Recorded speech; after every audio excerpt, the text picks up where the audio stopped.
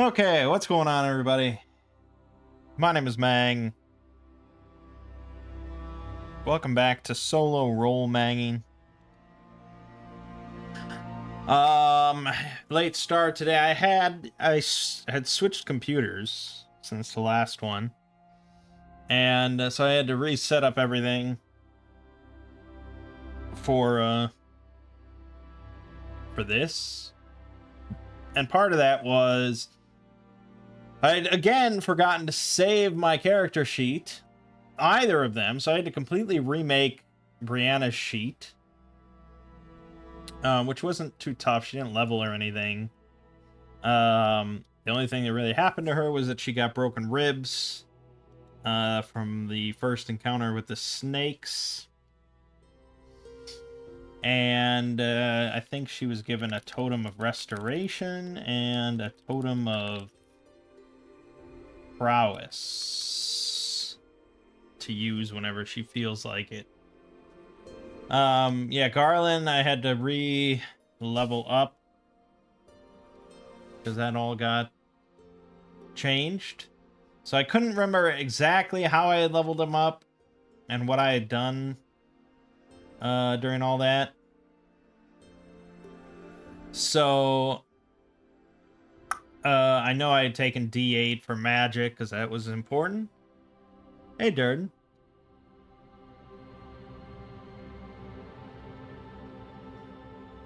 I couldn't remember the spells I picked specifically, so I took Telekinesis, Psychic Blast, and then I took Psychometry, or Psychometry. Because that will let us take a look at an object, and then we can ask 3 yes or no questions which are answered truthfully. Which I think, whether you're in a group or solo, it seems kind of useful. You know, because it's kind of seems kind of open-ended. Learn information about an object and ask 3 yes or no questions. Like, how broad can these questions be? If you have a DM, I mean, they kind of are the limit. But anyways, and then we have suggestion for shadow magic if we want to control somebody's mind.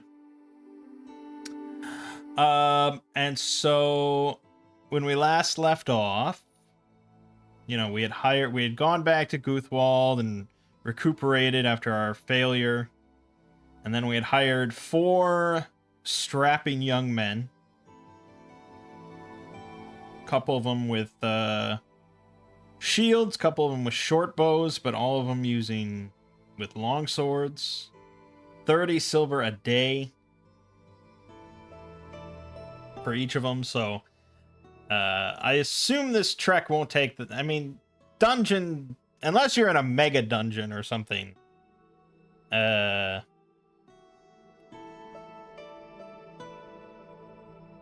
Usually dungeon diving takes like an hour or something in game. You missed an episode completely. Okay, well, let's see.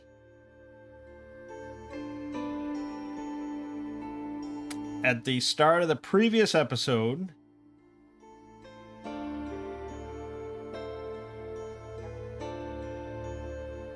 we had just killed the centaurs outside of Greenleaf. They were raiding Greenleaf. So Brianna and I killed 4 centaurs.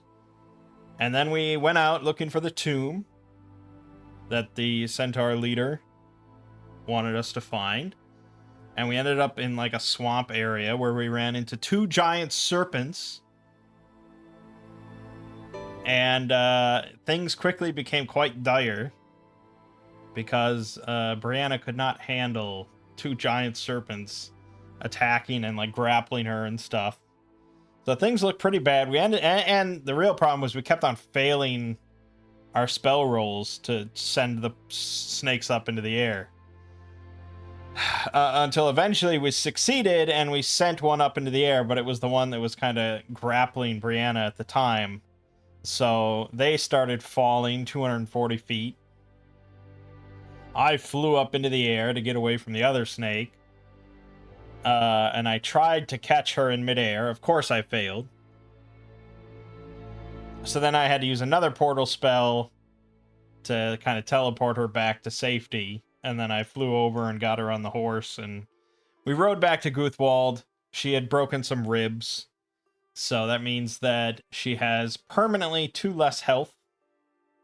Forever. And for the rest of this adventure, however long that is, she has disadvantage on all physical checks. So, melee combat, range combat, climbing, running, sneaking, anything. Yeah, so it's pretty bad. So in Guthwald, we hired the 4 sellswords. We went back to the swamp. One of the snakes obviously had died after it fell. The other one was still there. And we proceeded to beat the shit out of it very quickly. And it fled. And then, you know, we found the entrance to the tomb. And so that brings us to this.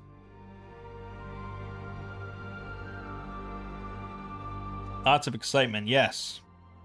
Yes, it was. Harrowing, humbling, but excitement nonetheless. So, let me get Worlds Without Number, because that's sort of our dungeon generator.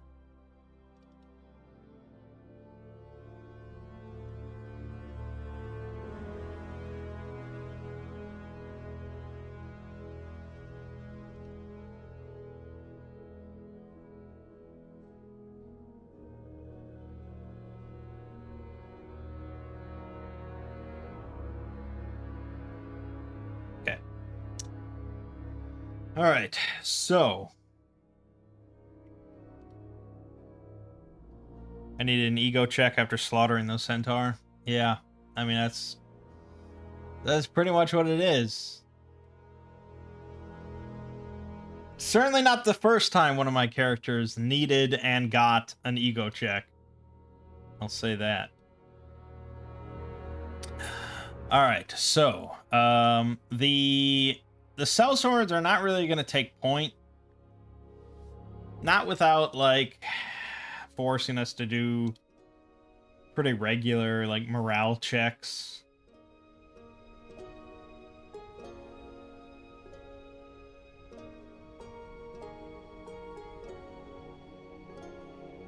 Like, they're not just mindless, brainless, you know, just automatons that just say, yes, we will go, master.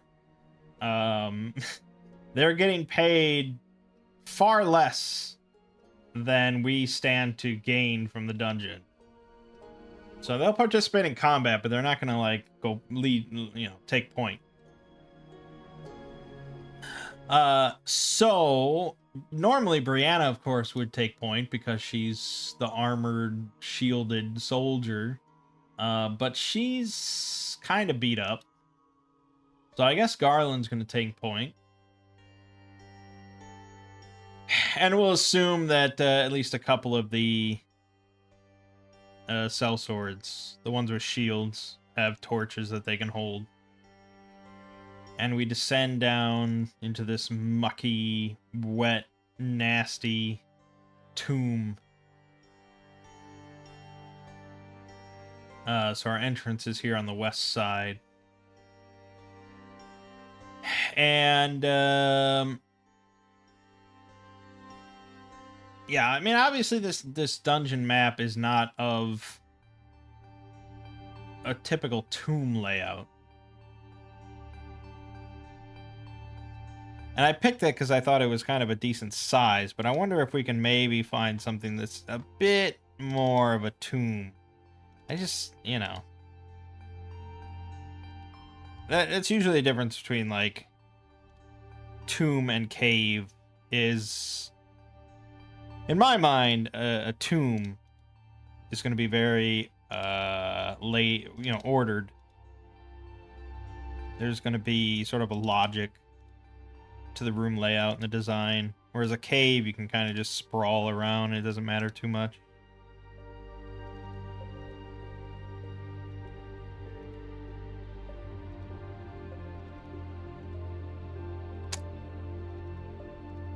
I mean, you can justify anything with anything, so it doesn't matter too much.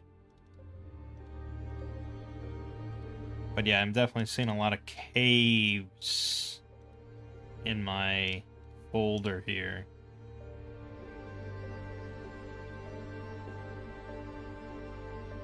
I have one here called Lair of the Frogs. Did we not? We didn't use this for the frog man or the frog serial killer? I don't think we did. It's kind of all jumbled. What a hard to read map.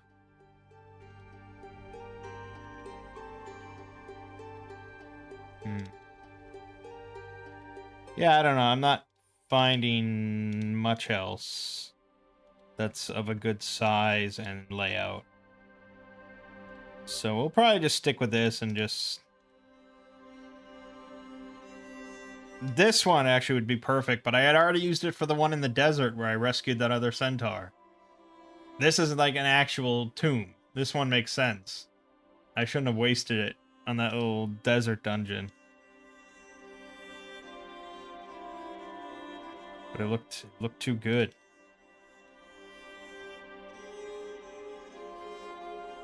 Yeah, I don't think I... This is the one I used. The frog. Can't reuse that. Although it would be completely different because we'd be inhabiting... We'd be putting different things into it.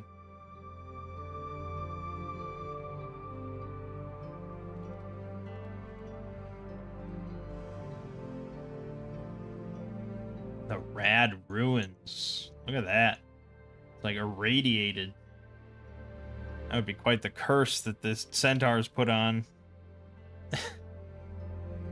That would be a whole other ball of worms that I'd suddenly have to throw myself into. Radiation poisoning. No, we'll save that for some other time. Alright, let's just roll with this.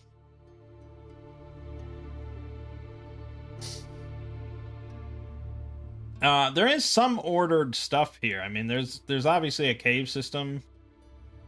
You know, 1, 2, 3, 4, 7, 9, 12. That's all like a natural cave system. But then it's almost like they built a tomb or something, or, you know, they built rooms amidst the cave system. So I guess we'll go with that. It's kind of a unique location.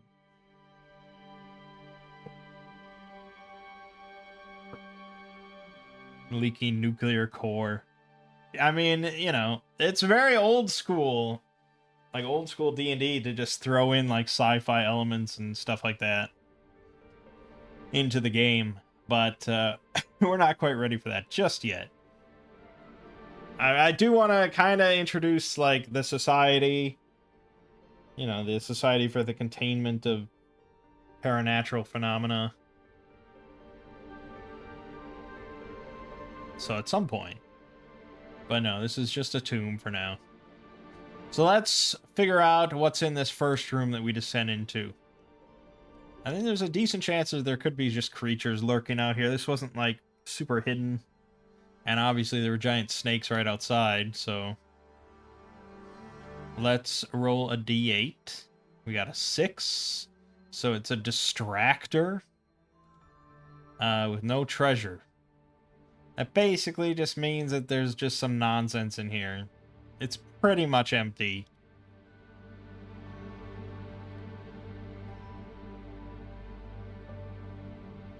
Ornate, imposing, but harmless doors. It's the kind of thing that, like, yes, if I was actually DMing for a group, and I was just running a sandbox campaign, and they just found, like, a dungeon entrance that I hadn't prepared for at all, and I'm going through this process to fill it in as we go. Like, yeah, distractors would be fun stuff.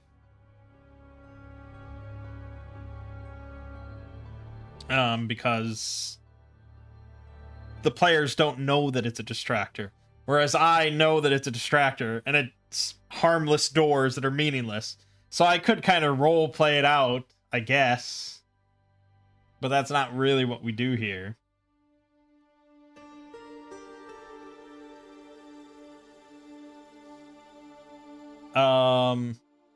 So I recall, I had already said that the object we're looking for, the heirloom, is in room number 11, unless we randomly generate a situation in one of the other rooms where it just makes more sense for it to appear. So 11 or sooner. But yeah, it's certainly dark and dank down here. And we can see that this cave that we're in right now extends to the north into the darkness. It extends to the east into the darkness. But to the south, we've got these big, ornate, imposing doors, which seem much more naturally constructed, of course. So I think we're inclined to go check that way.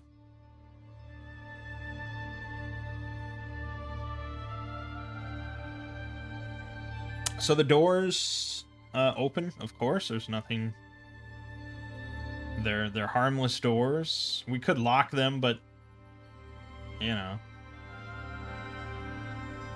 I guess we could roll to see for every door if it's locked.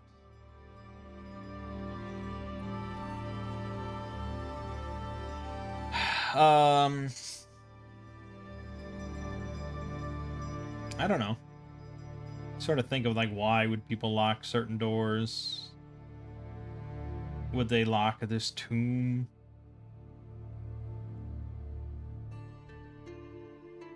I don't know. Let's just go through, I think. We enter into this hallway here. Let's zoom in where we're at. So it's not a numbered room, so we're not going to roll for it. But we have a door on our left, a door straight ahead to the south. And I guess we'll go for the door on the left. Let's roll for this one to see if it's locked. Which is just a d20, I suppose. 1. No, and some complication or constraint. Okay, so it's not locked.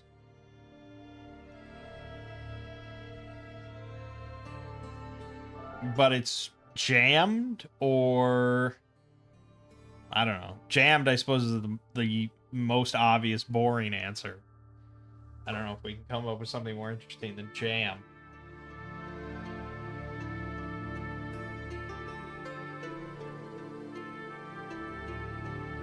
There's like a... Maybe there's like a viscous like growth all around the door frame that we can notice now. That's like sticking it, like preventing it from opening. Just like this yellowish pus or something. That's what I'm thinking.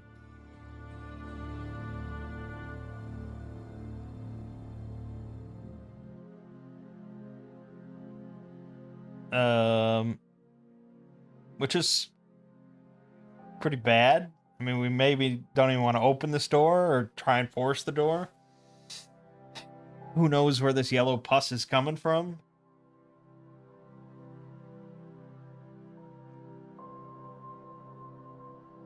We could burn it, but yeah.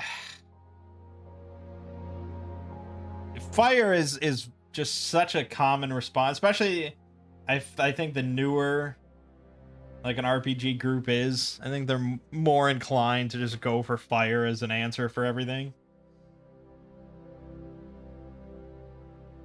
And really often, I think outdoors, if you're in like a wooded area and it's dry, fire spreading is certainly a problem. But indoors, your main problem then is smoke.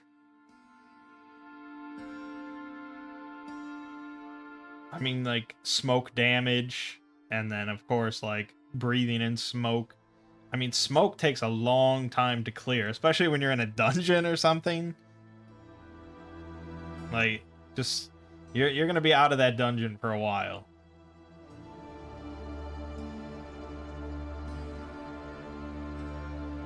So what do we... I mean, I don't know if Garland was informed that this heirloom and this tomb was cursed. He probably was informed that the tomb is cursed. So here we have our first kind of strange thing. Who knows what toxins are in that pus? That's true as well. You'll be breathing in all sorts of horrible stuff. We have our first unusual thing here in what looks like a tomb-like area. So it might be reasonable for him to think that, like, we have this door that's stuck. The source of the... I mean, because again, he doesn't know the full story, so he doesn't know that this object is like a big secret. So as far as he knows, the object that he's looking for is like the reason that they cursed this place. And he's just, he's just doing his job. So he, there's a plausible reason that he might think that it's behind this door and he wants to force it open. But then again, there's a good reason not to go through this door. Let's put a pin in it for now, I think. Put a pin in it for now. And we're gonna go for the south door. Let's check if this one's locked as well. 14. I'm pretty sure that is... Okay, well, we're asking if it's locked. I guess I should be asking if it's unlocked.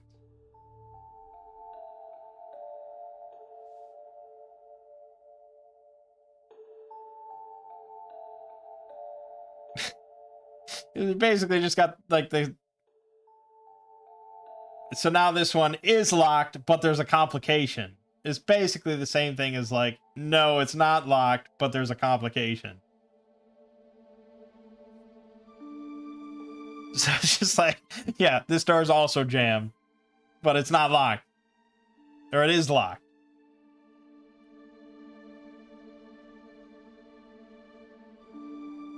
It's locked and there's a complication. Okay, well in that case, I mean, the obvious answer would be it's locked, but the lock itself is like broken or jammed. You can't pick it. It's like a half, like almost rusted over. So then we probably just want to bust it down. We want to use our magic sparingly because it costs our health. So had I had unlimited magic, I would just shadow form and go under the door and scope out the room. And probably just go around and scope out the whole dungeon without... with immunity, really. Nothing can hit a shadow. I mean, just think about it. If we go back to shadow form and read it real quick. Turn the caster into a shadowy form, allowing them to move and slip into small gaps. Cannot be targeted, act, or engage others whilst in shadow form. And it lasts for 2 turns. Which, when you're not in combat, I think that's like 20 minutes.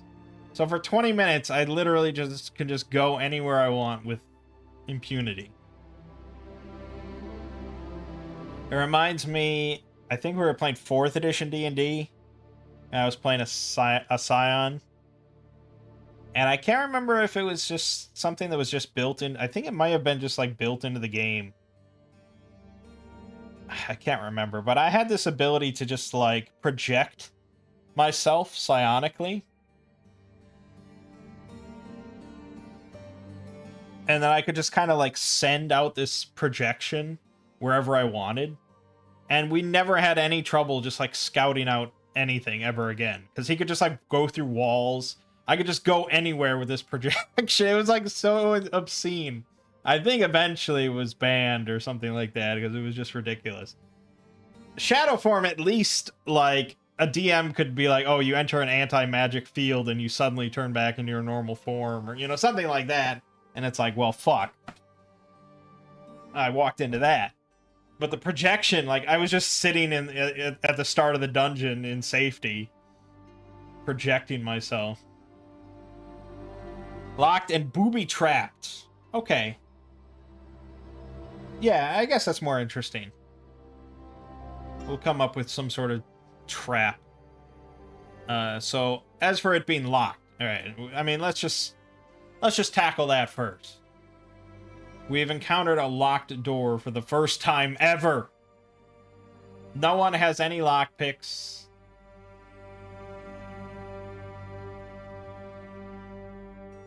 No one has any lockpicks.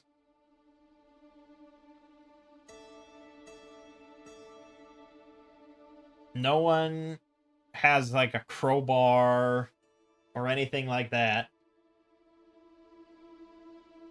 I guess it's probably just going to be, like, a shoulder check or something. You know, we're going to smash through it. I mean, Garland could theoretically do it. Yes, I realize that's not even getting to the booby trap. I just don't think anyone in our party... I guess maybe Brianna would... Since she's, like, injured, she's kind of just sitting back and observing. Maybe she would have the foresight to, like, think that it could be trapped.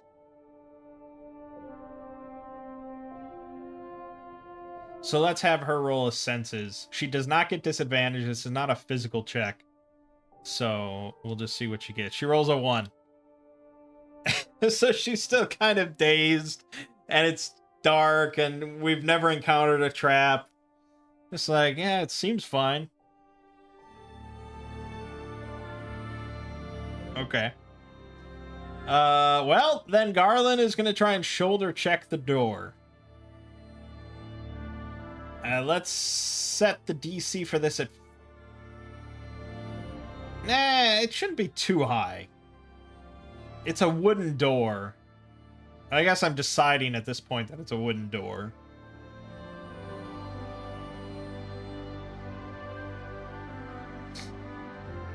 Like, breaking in a wooden door, I don't think is that hard. I've done it in real life.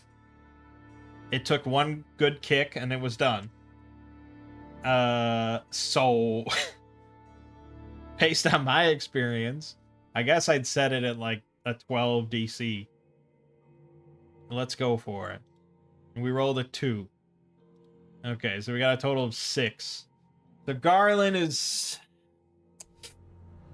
he's just a little guy. He's just a little guy. So, he slams into the door. I'm not sure. I don't know if I should deduct a health point. That seems a little much. I think it would hurt, but I don't know if that's a health drop. It stings a little. I don't think that would set off the trap. The trap probably is entirely based on the door opening. Not, like, just shifting slightly.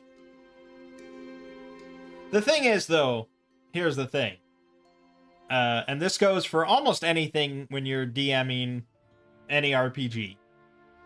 If there's no consequence of failure, why is there a roll? Because as I've set it up just now, there was no consequence for me failing that.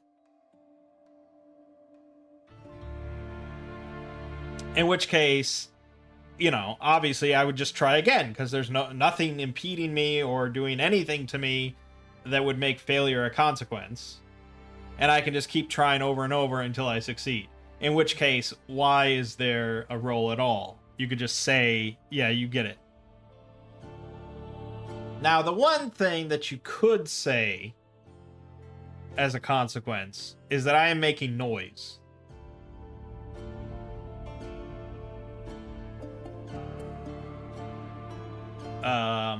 So I think maybe the first, yeah, I mean, I guess the first time the roll determines whether I burst in or just make a bunch of noise throughout the area.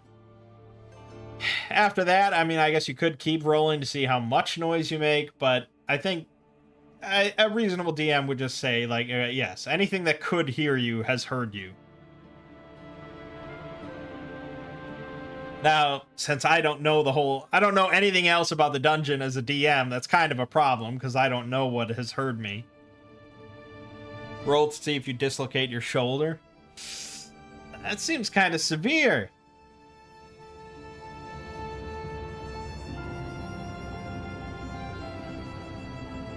Like, dislocating your shoulder at this point with our group, I feel like I'd have to just go back to town and find a doctor.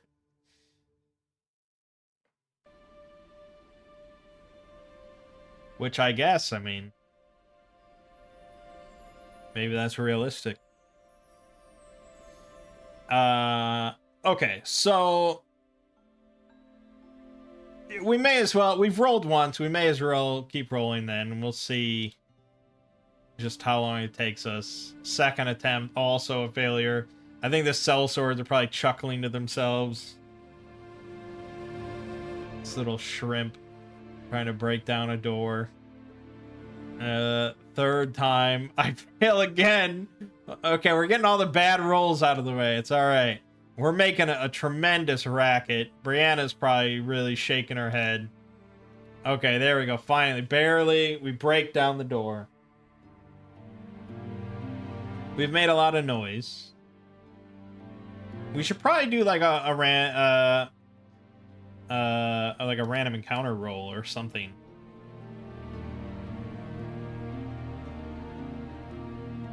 Or just like a rising d20 with each attempt. That would have been yeah, that's how we should have done it. Okay, so let's do that. After the first one, it's a 1. Okay, the second time it was a 1 or a 2.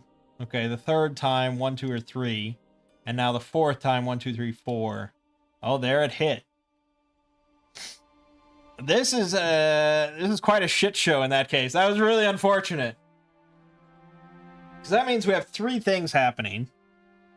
1, we have whatever booby trap I just triggered by bursting through the door. 2, we have whatever is in this room, which could be, hostile creatures. And then 3, we have some sort of almost certainly hostile creature because it actually sought out noise. Like prey kind of creatures avoid going towards noises, I think. So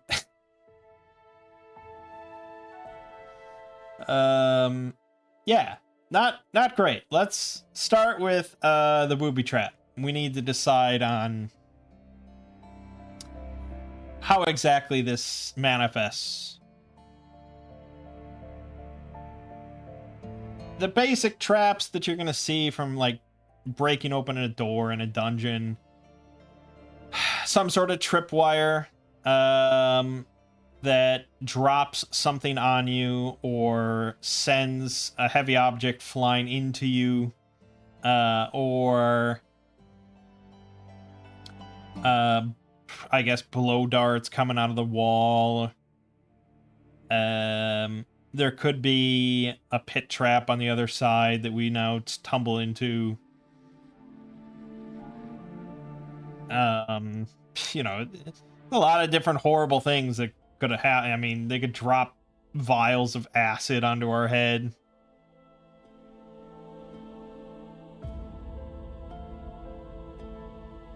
I guess let's roll the I'm gonna roll on this hazard table. Some of these don't make sense, so I may have to roll a few times, but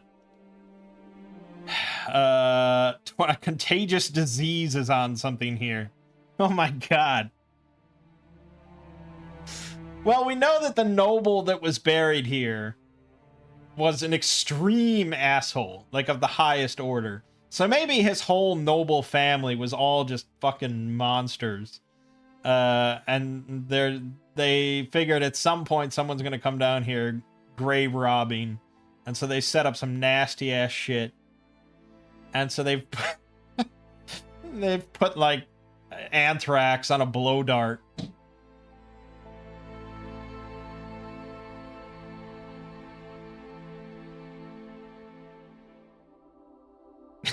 It's really horrible. So I have Yeah, we have an affliction table here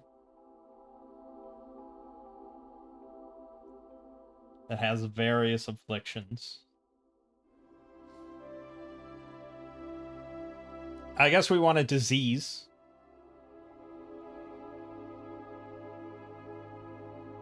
And probably a strong one. I mean, they're not fucking around. And it's contagious. I don't think anthrax is contagious. But what sort of contagious disease could you... Well, probably a lot nowadays. But I'm just thinking like a fantasy version of a disease that could be injected through a blow dart and become contagious.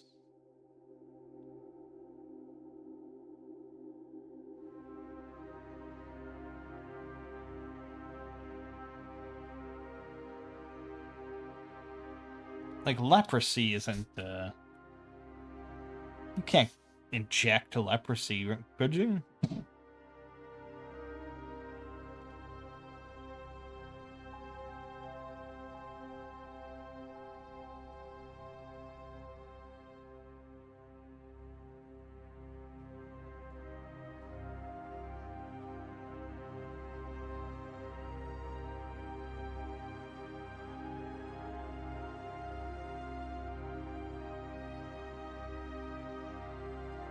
Huh, leprosy is not highly contagious. People with leprosy can live with their families and go to school and work.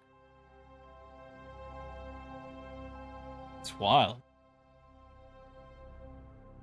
I mean, I always think of leprosy as like the most contagious thing that exists. Rabies? With mucus and diseases become a Nurgle adventure. It is kind of a Nurgle tomb. It's got pus everywhere and contagious diseases. These people were like Nurgle worshippers, I guess. We'll go with that. Rabies. That's kind of an interesting concept.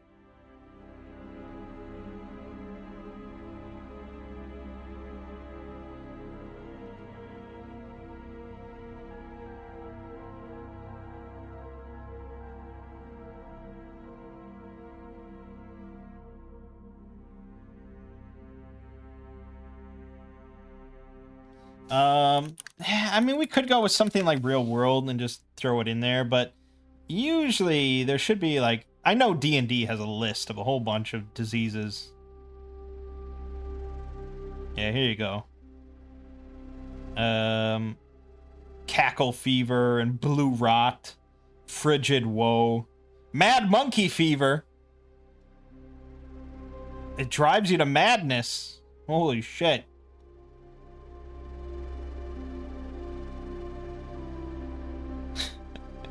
See, you're thinking of rabies, but I'm thinking mad monkey fever.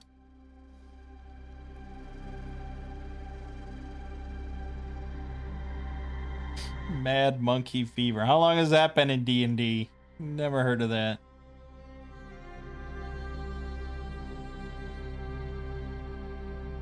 Gives your players the effects of long-term madness for up to 100 hours.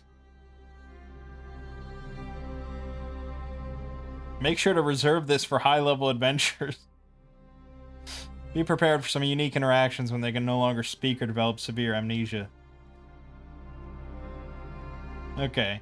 I think Mad Monkey Fever is pretty funny, but if we're going with like a Nurgle theme, it needs to be a bit more just like physically horrible.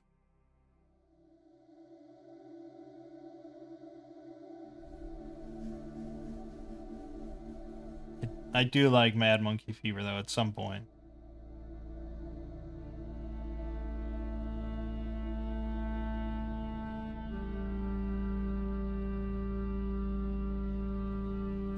Blue rot covers the diseased in blue boils that will eventually kill them.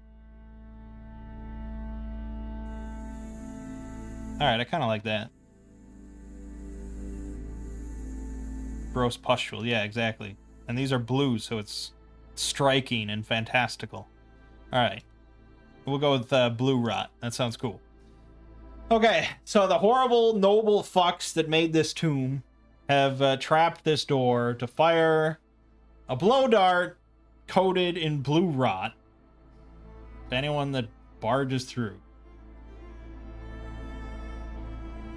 Now, I imagine that this is going to be fired straight on into the door, because that's your best bet of hitting somebody. Because even if somehow it misses Garland, there's 4 sellswords out there and Brianna. So odds are it's going to hit somebody. I think there's multiple ways you could kind of decide this.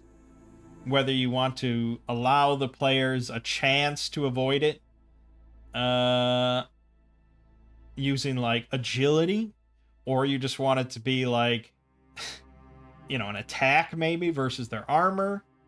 Or you just want it to be a random roll of the dice and just see what happens. I think being able to dodge it is pretty far-fetched. This is going to be like just as soon as you open the door, boom, blow dart. Like you have to be quite superhuman, I think, to avoid that like consciously or something, you know. Armor could be a consideration. And probably would be. And I think there probably are RPGs where it's like, I'm covered head to toe in plate armor. No blow dart will ever touch me. You could play a game like that. But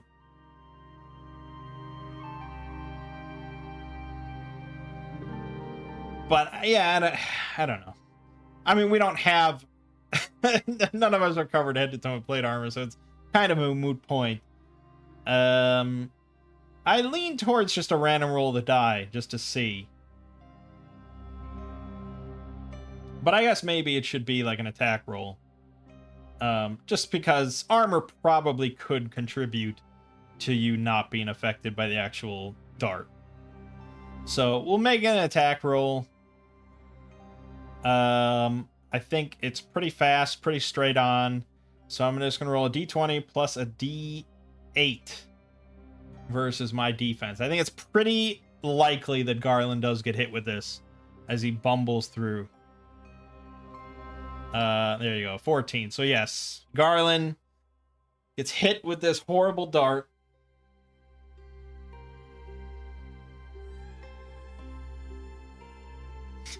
God, what a start. Shit.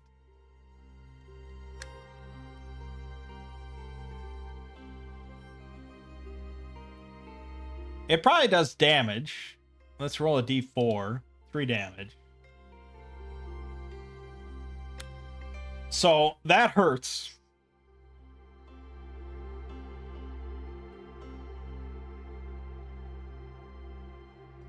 But here's the question. Would Garland realize that it did contain a disease? And that's just the thing. Like, if I was just playing a game and someone was DMing and they did that and hit me with this dart trap out of the wall, would I assume that it contains a horrible, deadly disease that's contagious? Probably not. That just seems kind of dickish of the DM. But would my character ever think that? Probably it's within the realm of possibility. I think if you're an intelligent character, even if it doesn't contain like a disease specifically, it's still like some ancient ass blow dart in this dank ass horrible tomb. He'd probably suspect that it was at least poison. Yeah. So no matter what, like, not great. So I think he would probably take the blow dart and just like take it with him. Because then if he, you know, if he starts seeing symptoms, he could take it to a doctor. Although once he starts showing symptoms, it's probably already kind of obvious. So, but he'll take the blow dart just in case. Okay, so that was the first step of this process. Now we have to determine what's actually in this room. I'm not counting that trap as like an actual room feature here. So let's roll for the stocking the room. We got a hazard. Okay, maybe that was what the thing was. Is there treasure, though? Yes, there is treasure in here.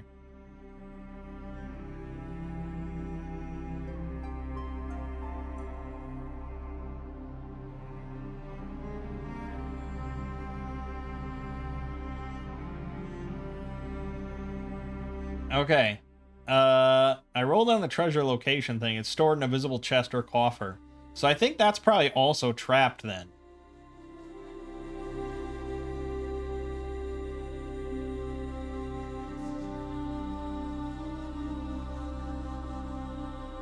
So there's that. We see that. We see pretty much an empty room here. In number 6. Like, this is just like an empty room. Except for one large treasure chest here. Very obvious trap.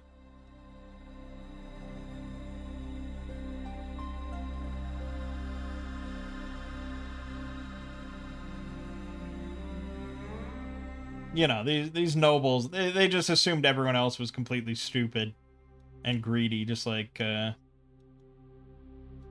know, just like they are. Damn nobles. Okay, so that's that, but then there's also the random encounter we rolled. Something that comes from, like, behind us because it heard the noise. Something probably from, like, number 2 or 3 and heard us doing all this banging noise on the door. So we need creatures. We need a creature type. Something natural, bestial of some type that would be in a swamp cave dungeon and would be inclined to go check out a noise for possible prey. I mean, I'm spotting this amorphous sludge, but it's level 6. I mean, this is kind of perfect thematically, but this is like the final boss of this thing. I don't think we want it at the entrance. Let's save the amorphous sludge for the big boss. That'll be perfect. So maybe some acidic slimes.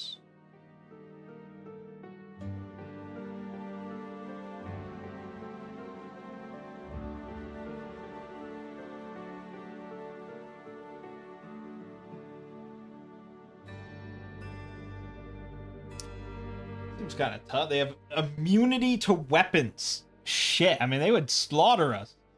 I'd have to psychic blast all of them, and they each have 10 health, however many I want to have there.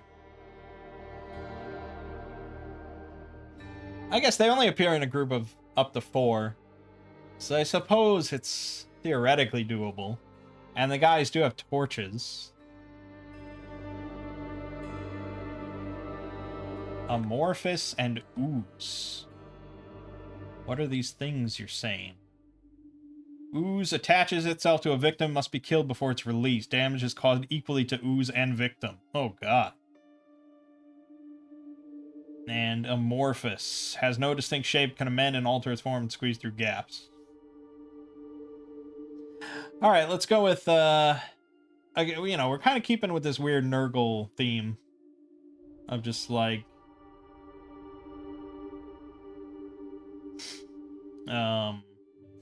disease and horribleness. So these things are just crawling along on the ceiling. And they're going to drop onto somebody.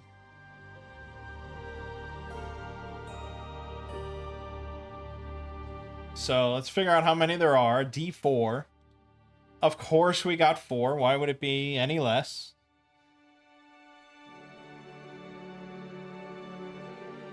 Yeesh. That's rough. Oh, God. Immunity to weapons. All weapons. Seems like a really good passive ability for a level 2 monster.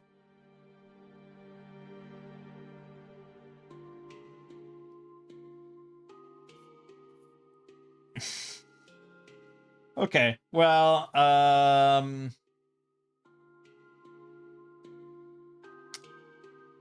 Garland's in the room, technically, so they're not going to drop on him, but we have 5 others that these things could drop onto. I guess first we should kind of decide if they get noticed or not. So let's roll their collective. Oh, no. I misread this. Okay, I saved myself. Good. Thank God. So they have a D4 for their rolls. Only one of them appears at a time. Okay.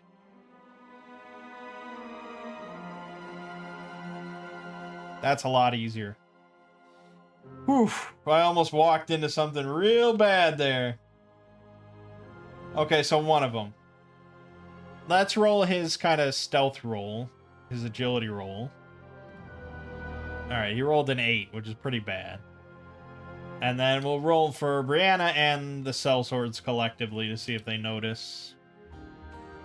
Brianna rolled a 6, so she fails. And the sellswords do notice, or at least one of them notices, this thing crawling along the ceiling. Sort of coming towards right above them as Garland bursts through the door and gets hit with a blow dart. I mean, the obvious answer at this point would be to just, like, run through the door with Garland and close it.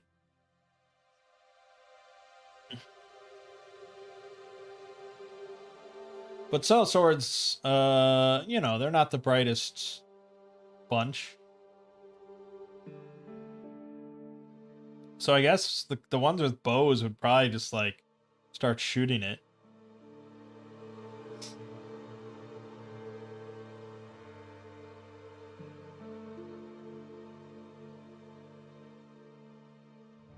And it just, like, absorbs the arrow and just, like, melts it, so, like, half the arrow just clatters to the floor, melted. And at that point, I guess we probably roll initiative to see, like, if it's gonna drop onto them, or we kind of corral the sellswords into the room to get them away from it.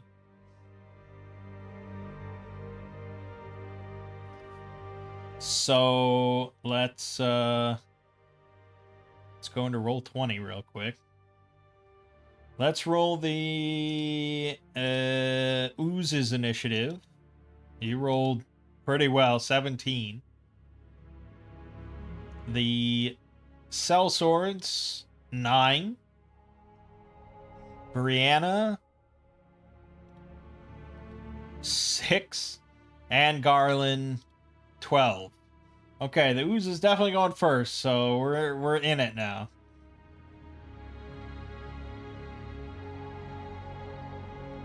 All right, let's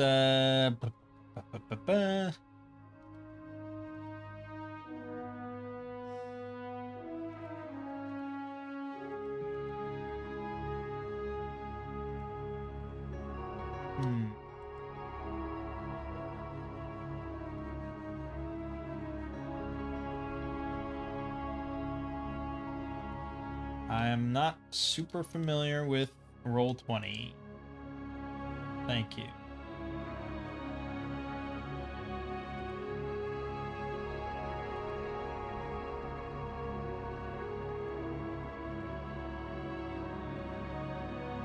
What the?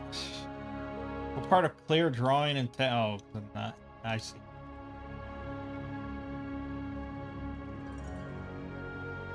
Alright, we need a dungeon sort of map or a cave dungeon map.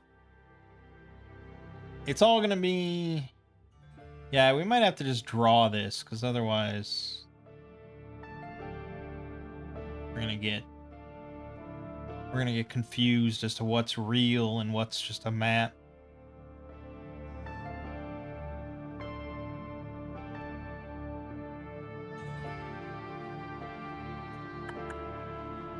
I wish you just had like a dungeon wall image that I could copy and paste a bunch. But I suppose... Alright, we'll just have to use our imagination. Well, we can make rectangles. Alright, let's see. We've got dungeon wall here. Wall here. Alright, so there's like a little alcove here.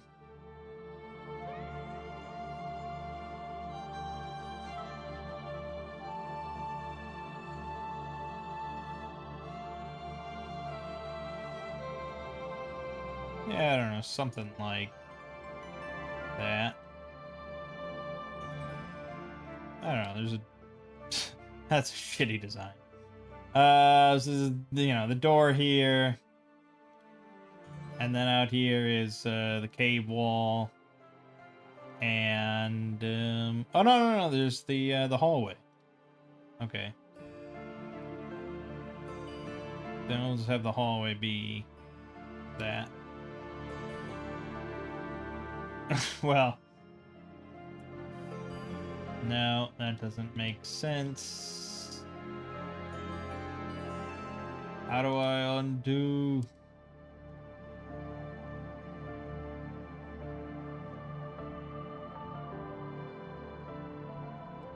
Spending way too much time on this. This fight could be over in like 20 seconds.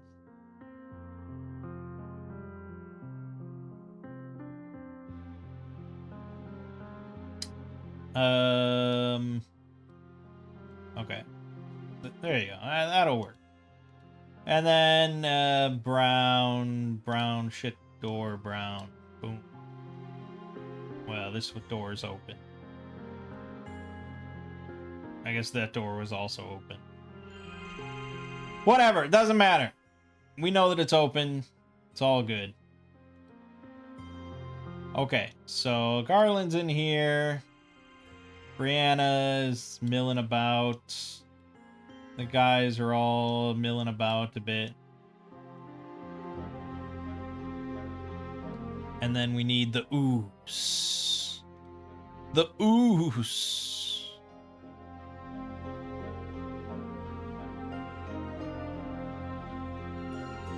Slime. There, perfect. Look at that. Yeah, alright. Okay, and that's about where they noticed it, so... I mean, they took the time to fire their bows first, so that's where it is. I don't remember the exact numbers for turn order. I'm pretty sure it was like... Garland... second. Oh no, so he would be like... That... Then... I think I rolled these guys. I think it was something like that. Those weren't the actual numbers. Okay, so the ooze.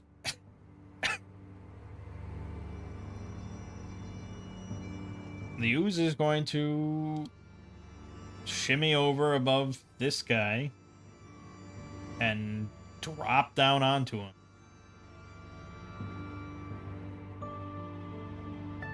Now, I don't know if there's a roll involved. I would imagine so. Against their defense. So their defense, the bow guys, is 11. He gets a plus D4. Alright, he rolled a 17. So the acidic slime drops on one of the bowmen. And I imagine that immediately acidifies him a little bit. So D6 damage. 3 damage to this gentleman. Puts him at 6 health.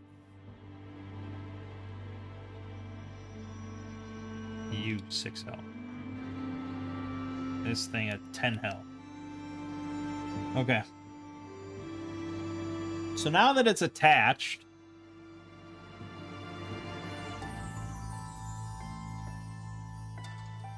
it says that all damage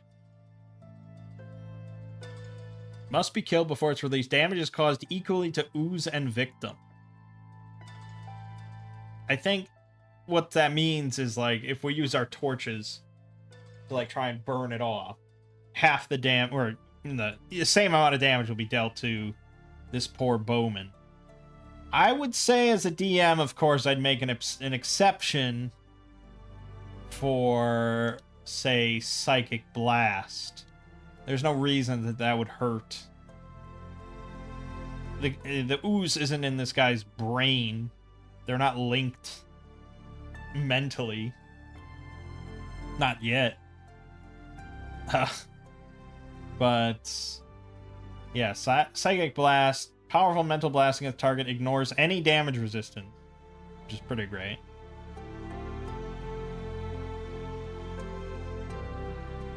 So it's Garland's turn. He's going to use Psychic Blast. I think we're going to charge it. So we're going to spend 2 health. I already lost 4, but... Oops. So we charged it. That makes it a D12 damage. And,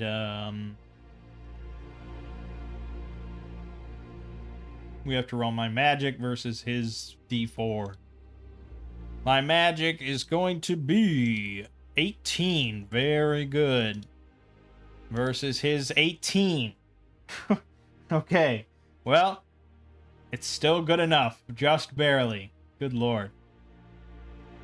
So I get to roll a D12 for damage. 10. Boom. Dead. Sniped them. And no damage from Psychic Blast will be done. Because, again, why would it? So this thing just, like, disintegrates and falls off the bowman. That was, like, the only way that he was going to survive, is if I instantly killed him with Psychic Blast. Damn! Well, that redeemed things a little bit. I still have Blue Rot, but nice. Nice stuff.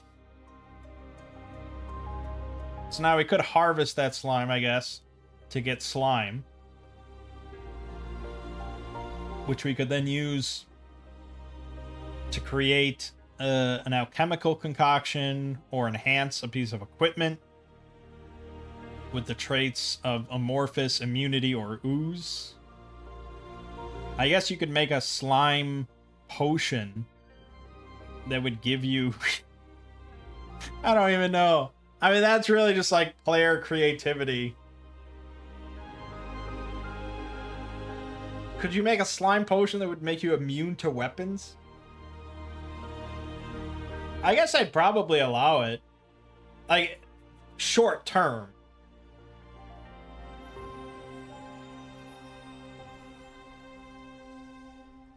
But yeah, I mean, maybe for like 10 minutes or something, you're immune to all normal weapons. But like, you know, during that time, your skin and flesh just becomes like bubbling slime. And could your players then use such a thing to like cheese a single encounter? Yeah. Is that a big problem? No. Like, not really.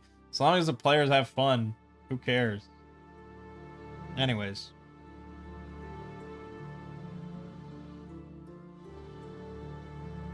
And then if they think like, oh, well, we'll just go out and we'll farm a bunch of slime. We'll find a bunch of, we'll gather them all up and we'll make these immunity potions. And then they start using these potions more, and then eventually, of course, they completely just like liquefy their whole bodies from repeated usage. And they get turned into an amorphous sludge. It's perfect.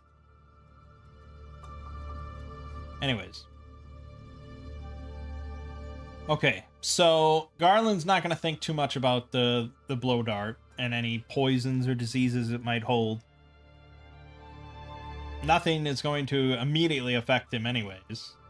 So it's just not worth thinking about at the moment. We won't be here too long.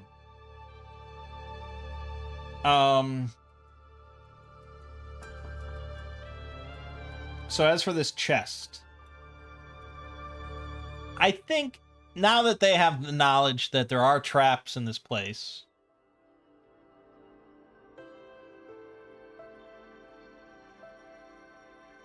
you know, they probably suspect that this chest, this blatant chest here, is trapped.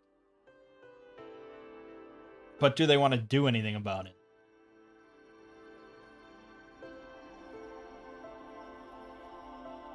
Again, it's kind of why, you know, I like the magic system here, because it's like, if I could just cast Portal once a day, like, I would definitely never waste it on some frivolous usage, like teleporting this chest somewhere to, like, crack it open. And if I could just use Portal, like, 3 times a day, and that's it, I probably still wouldn't waste it, like, at the start of a dungeon like this. But the fact that I can use spells a lot, and it's just based on my health, then it's kind of like this risk-reward thing of, like, yeah, I mean, using it now doesn't really prevent me from using it in the future. It just kind of discourages it a little bit more in the future.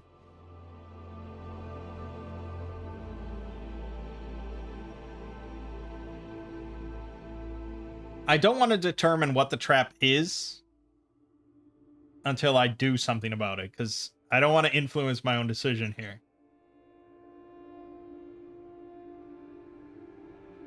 My thought was probably just like standing around the corner there and then like teleporting the chest up to the ceiling so then it falls like, I don't know, 10, 15 feet or whatever. I don't know if that would be enough to do anything.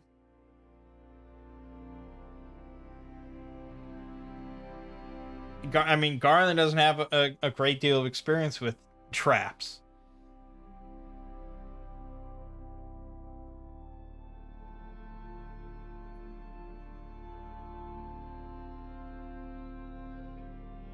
I mean, let's just think what could be. How could you trap a chest?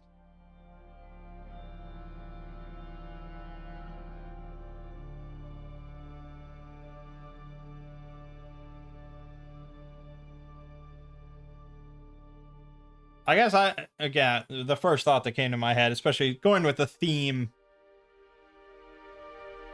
is like as soon as the lid is opened, like a vial of some gas bursts and just fills the air. That would be my thought.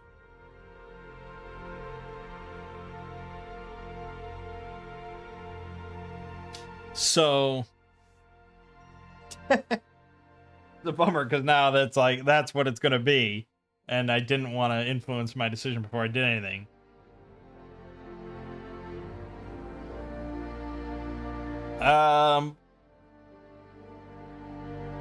But at the same time, it's like, say it is trapped, why would they put treasure in it?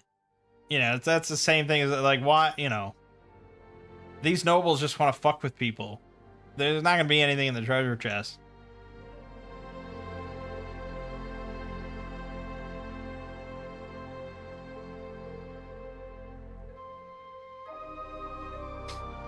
So I think Garland would probably just step away and not worry about it.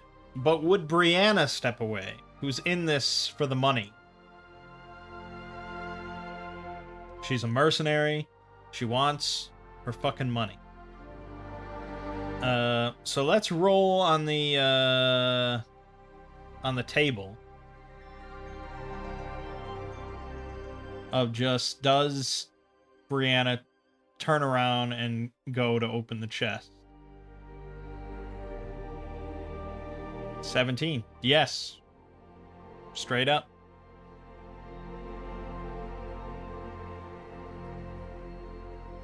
Okay. So Garland, heads back with the sellswords. Shuffles out of the room, holding the blow dart. And he proceeds back to the entrance. Or maybe, no, I guess they wouldn't. If they're just ignoring the chest, they probably go this way. Yeah, so they're probably going this way, and he's like opening the door and poking through as Brianna goes down to the chest. And she cracks it open. This is pretty bad for her. Okay, so we need some sort of gas. Some sort of, like, volatile gas that just, like, acidifies on contact or something like that. I don't know. Something horrible. It's like melts your skin. The skin melting gas. Whatever that is. I know it exists. There's skin melting gas out there. This is a horrible dungeon, by the way, we've created. This is a shitty-ass place. Alright, so let's give her an agility roll just to see if she kind of, like, dodges very quickly out of the way and reacts to it. But this is a physical check, and she's got broken ribs, so this is not good for her. D20 with disadvantage. She gets a 13 and a 15. Okay, I didn't set a DC. I guess we default to like 10 or 12. So, I suppose she does kind of dodge out of the way.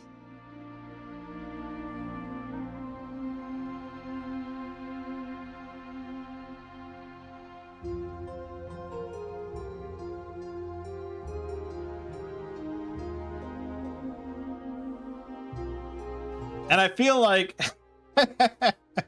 there probably was treasure in there. Like, I don't know, some sort of, maybe a precious gem or something that would actually be susceptible to this gas. So they specifically put it in there just so that someone would, like, get hit with the gas and, like, start melting and then see their treasure also melt as just an extra fuck you. That's what I'm thinking. So I think she dives out of the way. She manages to avoid this gas in the area. And the precious gems that were in there also melt away. Okay, and then, so I guess, conceivably, had you been clever and smart, you could have deactivated the trap somehow, or gotten into those gems without the thing bursting, and then gotten some treasure out of it. But Brianna's, she's out of sorts, man. She's out of sorts. So we obviously all quickly head in here to avoid sticking around with that gas. Alright, then let's head over to room 7.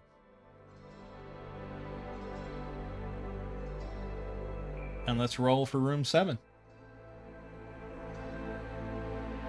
We have ourselves a creature. No treasure.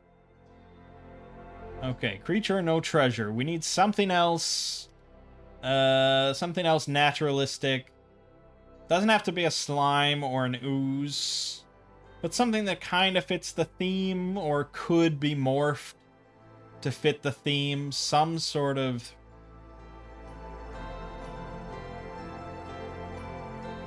diseased creature, I suppose, is what I'm thinking. That's made its nest here and doesn't mind the oozes too much. So we could take, like a bear, make it a diseased bear. We've done that, I think.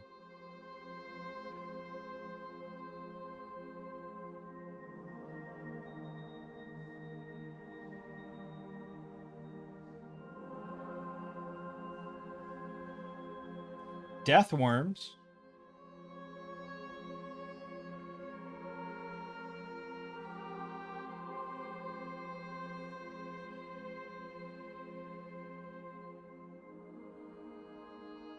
Deathworms seem kind of cool. They're level 1, but they have a D4 bite and poison. So if there's enough of them, they could be a problem. And they can like tunnel and do a leap attack. Let's do Deathworms. A diseased rat. Well, you tell me, Durin, you want to see a diseased rat or Deathworms?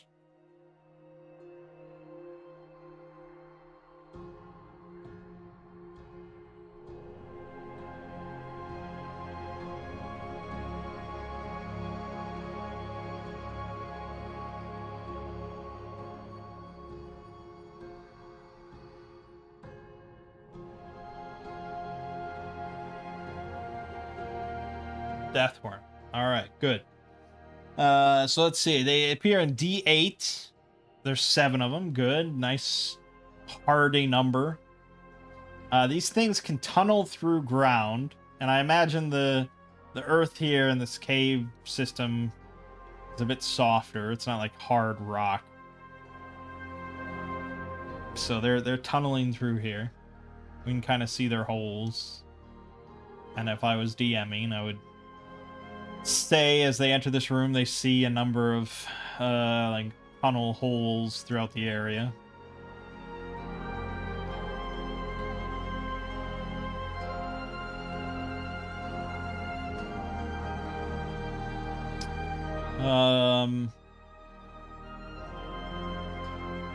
So let's go back to roll 20.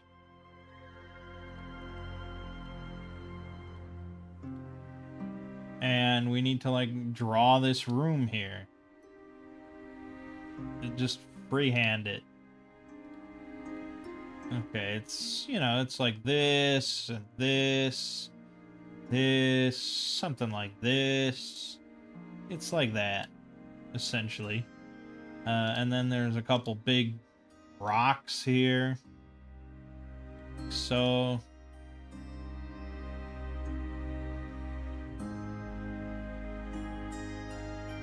and we're just walking through. I'm on point. Brianna's kind of in the middle, protected. She must be protected. Yeah, something like that is our formation. And we get attacked by the Deathworms. So I need snakes again. We'll go with these snakes. Okay. 7 of them.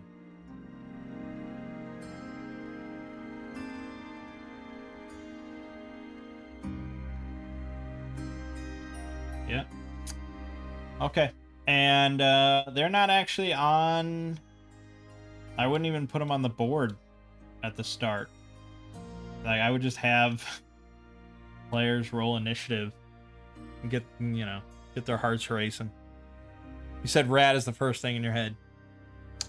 Yeah, I mean, diseased rat is certainly a potential in this dungeon.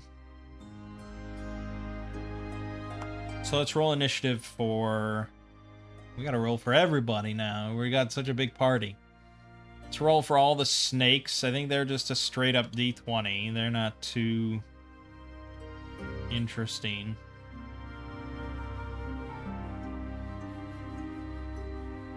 No, they actually get a D4 at level 1. That's surprising. And they have 12 defense at level 1. I don't think they should be level 1. I guess because they have 5 health. Still, D4 at level 1 is uncommon, I think. Yeah, from the looks of it. I think they should be level 2. But 5 health, 12 defense. They can die pretty easily. Alright, so they get a 4 for their initiatives. Pretty slow. But keep in mind, they're not on the board. Maybe I'd put 1. I'd have like a surprise attack happen on them as one of these things leaps out of a tunnel. That's probably what I would do. Alright. And Garland has a 6. He's not much better. Brianna gets a 20. And then the cell swords all rolling as 1.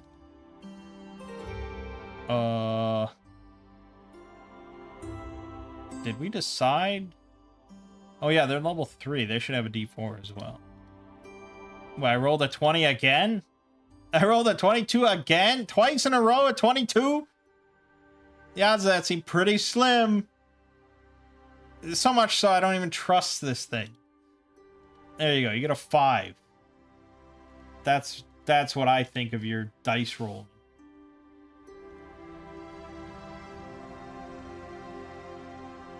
Okay.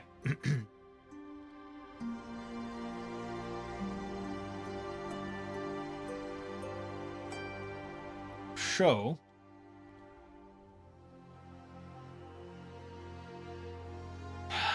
Yeah, one of them is going to leap out at Garland.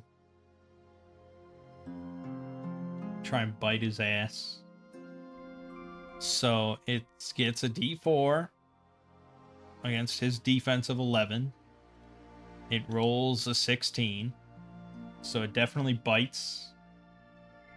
Now it says here poison. Bite, close one, target D4, fortitude save or impaired. I believe that's an encounter ability, which I guess makes sense then why they would limit it to level 1. Because then it can only use poison once per encounter.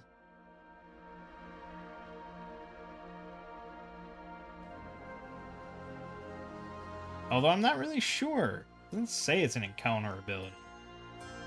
Monsters don't really differentiate.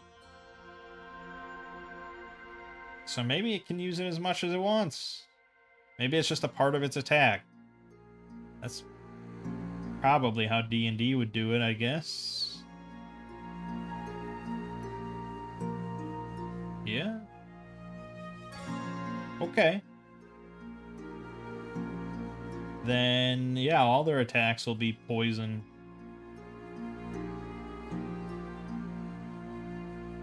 Oh no, it does say encounter abilities here. But then, I don't know, does that make sense?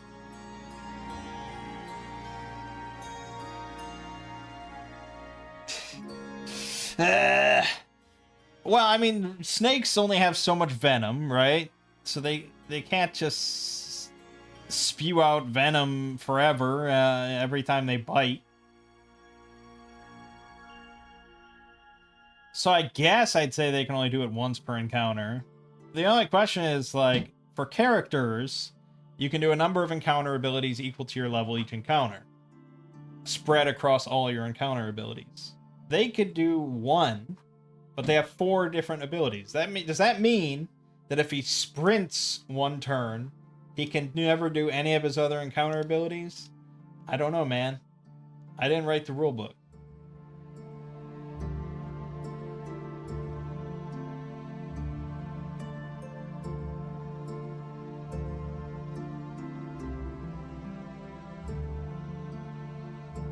Nope, I think it says right here. These abilities require some effort and can be used once per level per encounter. A level 3 creature could use any 1 encounter ability 3 times or 3 encounter abilities once. Yes, so if it sprints, it can never do its poison ability ever. I think that's kind of weird. I think if I were writing this, I'd probably make his poison like a passive ability. Just because, like, how many times is one Deathworm likely going to attack in a combat anyways? But alright. So, it's going to do its poison ability regardless. And it hit. So, it's going to do 2 damage to Garland. He's getting pretty beat up here, man. And he has to do a fortitude save or become impaired. This is going to be a pretty weak poison. So DC 10, I guess. Yeah, weak poison. DC 10. He rolls a 2. So Garland is now impaired, which means everything that he does is at disadvantage. Everything he does is at disadvantage for an indeterminate amount of time.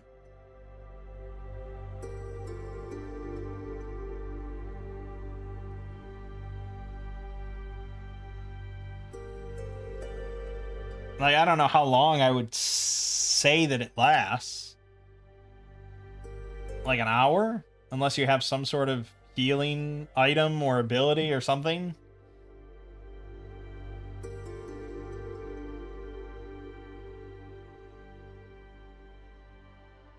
Yeah, I guess maybe like an hour. Unless you're healed through magic or a healer's kit or a healing potion or something. So I guess we could use Totem of Restoration. And I probably am going to do that on Garland's turn.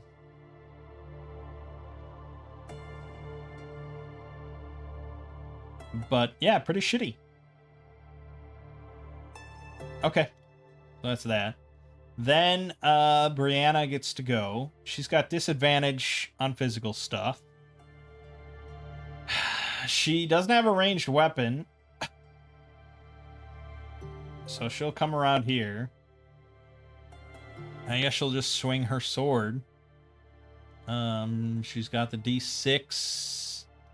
She rolls a 22 and an 11.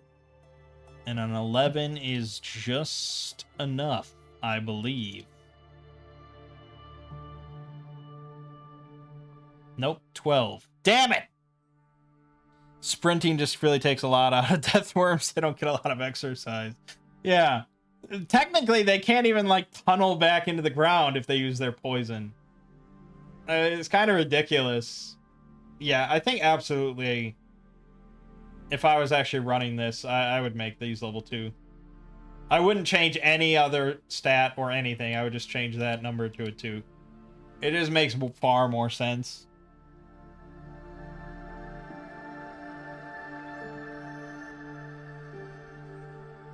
Yeah. Anyways.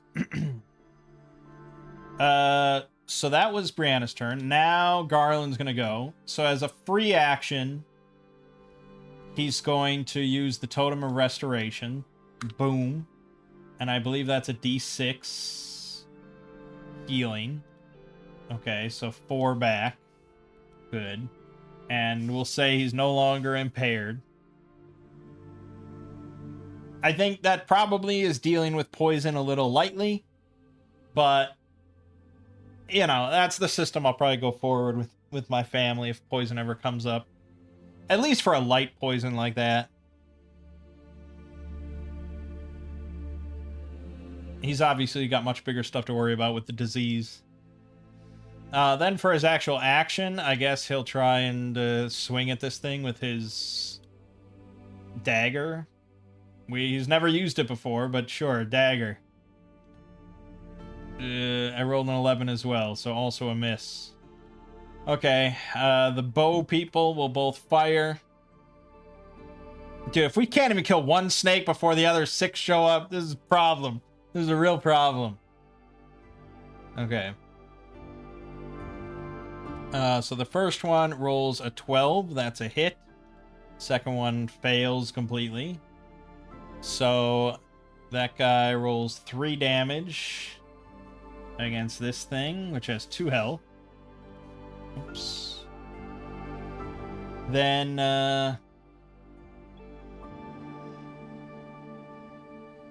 this guy is gonna swing his long sword. He rolls a 20, and that's a D8 for 4 damage, and he kills the snake. Dead. And we all relax. We think it's over. Until 6 more snakes pop out.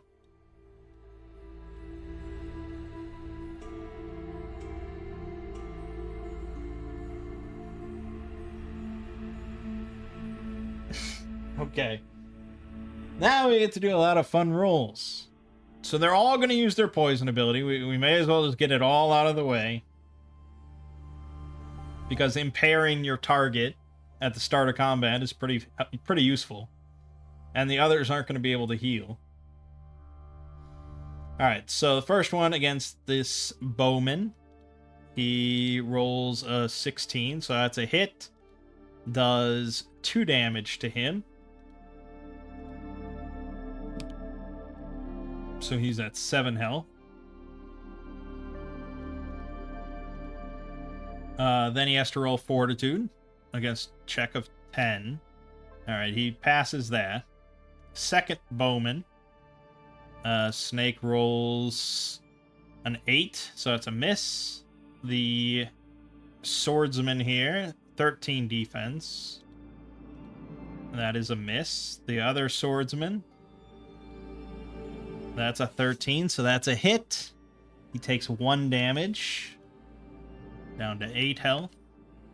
He has to roll his Fortitude. He passes that. Then Brianna has 2 attacks coming her way. The first one is a definite hit. Second one is a miss. Does 3 damage to Brianna, bringing her down to 12. She's going to roll Fortitude with disadvantage. Disadvantage. This is a physical check, I think. I don't know how broken ribs would affect you, but I guess maybe it affects your body's ability to fend off the poison in some way. So, disadvantage. She rolls an 11 and a 12. Okay. She manages to avoid being impaired further. Okay. There's the situation. So now it's back to Brianna. She's gonna try and cut off one of the snake's heads, I guess. Snakes all over this place, man. Death worms. Alright, so disadvantage. Armor, defense of 12. And she's got a 6. So she's got an 18 and a 13. That is a hit for 4 damage against this one. Leaving it with 1 health, unfortunately. She does have encounter abilities. I guess I could have used something. She also has parry. I completely forgot about her abilities. Don't forget about abilities. Pretty useful. So she can actually move with skirmish and not provoke ops, which is probably pretty good for her in her position.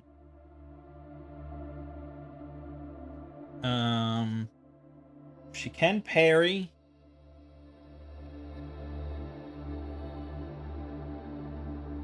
She could have attacked with advantage, but it wasn't necessary. And then, oh, she actually gets advantage on initiatives. But she rolled a 20, it doesn't matter. Alright, so she's going to move out of the way then. She does not want to be surrounded by a couple death worms. Okay, then Garland gets to go. Now, he could just shoot his bow. He's not super great at it, but it would likely kill that one that was injured. Alternatively, he could charge another Psychic Blast to hit 2 of them for D12.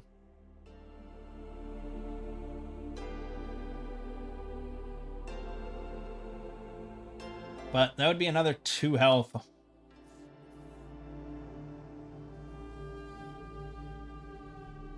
Yeah, alright, let's go for it. Alright, so he's down to 11 again. Stress used is 4. This is his magic roll. Oh, very good. 21. Okay, and he's going to target these 2. They both have to try and beat 21 on their rolls. 15 and 16. So they both fail. This one is just dead. It doesn't matter what we roll. Gone.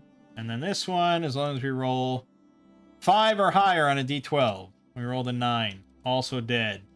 Magic, baby! Yeah! Okay. The bowmen are going to take out their longswords at this point. That makes the most sense. And they're each going to strike their respective death worms, or attempt to. The first one rolls a 7. The second one, however, rolls a 23. He connects for 8 damage, killing his. And then the other two sword and shield guys are going to do the same thing. So we've got, oh boy, a 22 for the first one and a 14 for the second one. They both hit. First one does 1 damage, second one does 7 damage. This one's dead. This one has 4 health. Okay, well, we did pretty good clearing up most of them. But the final 2 worms... I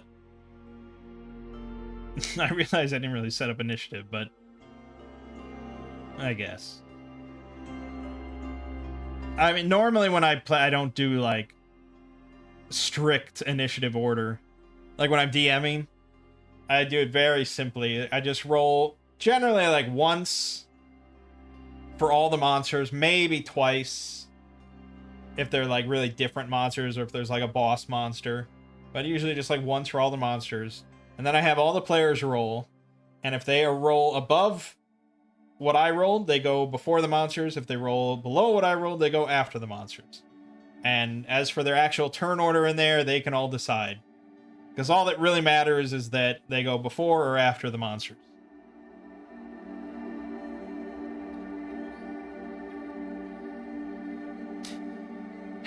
Saves a lot of bookkeeping time, I find. Okay. So the 2 snakes, one's gonna... I guess probably we should roll morale. Let me check their morale number. I imagine... Actually, there aren't morale numbers in this. It's always against a D10. Which just means stronger creatures are less likely to run. So let's just roll. Okay, so they are not running. One's going to attack the bowman, which is a normal bite. Rolls a 20, so it's a bite for 3 damage. This guy is looking pretty beat up. He'll probably also will roll a morale at this point to see if he runs or just leaves. And then the other one also rolled a 17 for 2 damage. Okay. Brianna is going to shoot her... No, she doesn't have a bow, so she'll just move in. 1, 2, 3, 4, 5... No, she can't even get there, so she'll sit there. I guess. You really should have some sort of ranged weaponry. Even if you just have daggers to throw, it's better than nothing. Garland is going to shoot his bow, I suppose. He's got a D6. He rolls a 10, he misses. Then yeah, we're gonna be doing 4 longsword attacks here. First 2 against the left death worm. We have a 10 and a 17 for 2 damage. Great. Second one. We have a 16 and a 10. So 3 damage. They're both still alive. Okay, well, the snakes are not running, so they're gonna try and bite each of these guys. Miss. And hit on the sword and board guy on the right for 4 damage. Oof. He might also flee after this. Okay. No, she can't quite reach there. Alright. Garland will shoot his bow again. He rolls a 1. We got more long swords coming in. Just cut him up. Oh yeah, left one's dead. The right one is not dead. I'll make another morale roll. Okay, this one's gonna flee. He can't tunnel because he used his poison. So there's going to be some ops. You probably die trying to flee. We've got that. 13 damage. 13. 2 damage. Dead. Okay, we killed all the death worms. Now at this point, I'm going to roll morale for each of these 2. So the first bowman. Okay, he's holding steady. He's going to stick around. And the sword and board guy also sticking around. For now.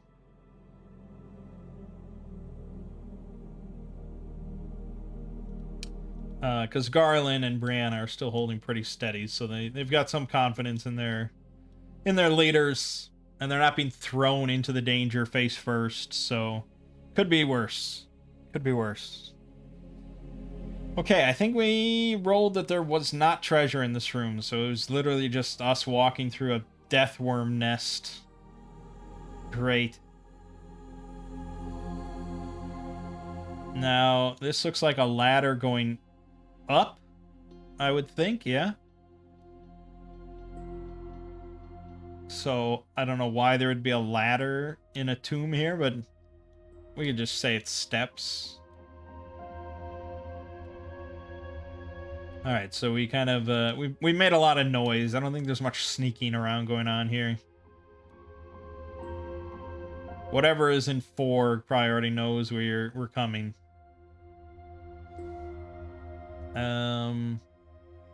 So yeah, let's figure out what's in 4. We have a hazard. A hazard with treasure. Okay, an example type of hazard. An object makes a loud noise if disturbed. That's kind of lame. Sort of a lame... I mean, this is like the big entranceway to this tomb area here. Actually, this looks like it leaves. This is like an entryway. This is like a back door we're finding. I don't think we would realize that, though.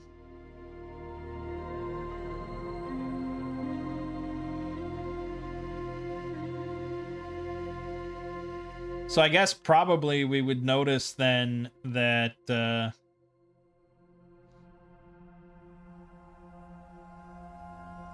we came in... Well, actually, probably this is the front entrance. Really, I mean, like, logistically, narratively, this seems more like the front entrance. And we can probably see that these doors would make a loud noise if opened. Whereas we kind of went down the back way in the middle of this swamp that wasn't trapped. I guess that probably makes the most sense. So I would guess then that this kind of looks like an entry room to this cave system. So we don't have to fuck with any of this. So we're going to continue on to room number 3.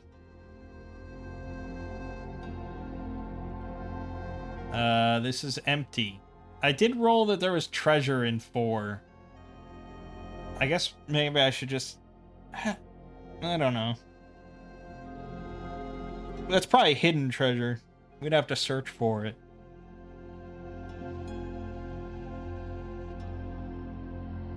I guess let's search for it. It's just like a very mechanical, like maybe we'll find it, maybe we won't. Let's just do one roll of senses. Because when I'm DMing, well, I kind of put a stop to it, but my family, they started looking for traps. Anytime they would go into a new room, they're like, okay, we're gonna look for traps in this hallway and stuff. And so one person would roll, and then they like wouldn't roll very well. And I'd be like, okay, well, you don't notice anything. And then someone else would be like, I'm gonna look too. And then it's like, no. Because first of all, why do you have reason to not believe that character? You know, that character just scanned the room and was like, yeah, it's all clear. And then you're like, I don't believe you. You're stupid and dumb. I'm gonna look now. It's just like, and secondly, there's nothing stopping then if I allow that from everyone just scanning the room until, you know, chances are some of them will roll like high or crit. And then when they roll a crit, I have to like provide them with something that probably wasn't there initially. Otherwise, they feel bad because they rolled a crit and didn't get anything for it. You know, it's just like, no. So now we have a rule of just one character gets to roll if they're looking for traps, and everyone abides by the result. So we will stick with that. So Garland's going to roll. He's going to try and search the room, see if he notices anything with his newfound senses skill. All right, he rolled a 17. That's pretty high. I guess I'd provide myself with something. Yeah, and then we get back to the issue of treasure. I just don't have... I really wish there was just something better than this. All right, I guess let's just roll. Let's just roll. Whatever it is, we're just rolling with it. All right, so first, the treasure type. It's treasure, high value, and is worth fucking 1 XP as well. I don't know why this would be at the start of the dungeon, but it's really, it was hidden. It's tucked away. So let's roll on the treasure generator table. 2, we got an art tapestry painting. Okay. It's expensive looking.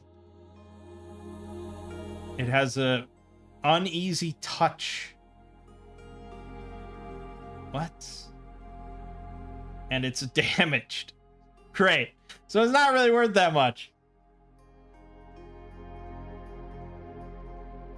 Faded uneasy touch. I don't know what that means.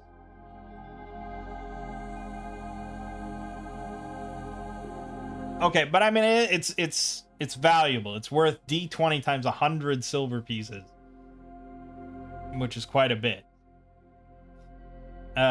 I'm thinking this is like a family kind of portrait or something of this fucked up noble family that had a very ill reputation even when they were around.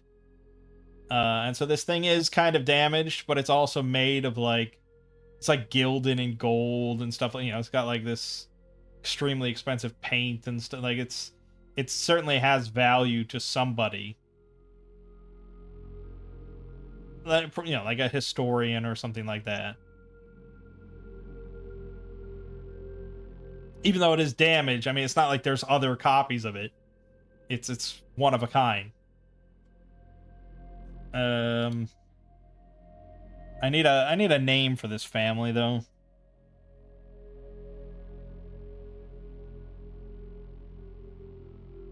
What's the name of the house, the mansion in like the first Resident Evil?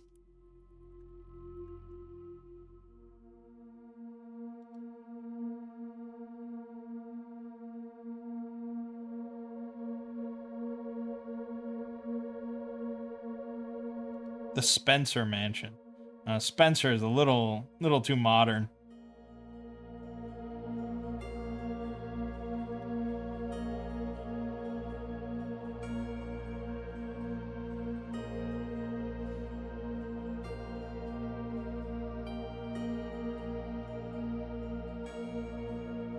It's in the Arclay Mountains. All right, the Arclay family. That works for me. Arclay family portrait.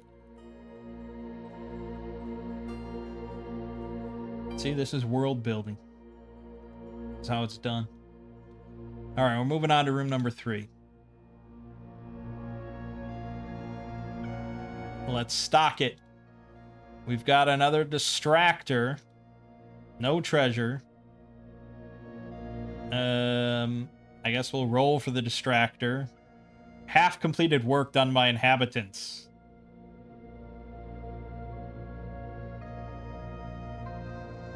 Okay. I'm thinking like a statue of the Arclay patriarch.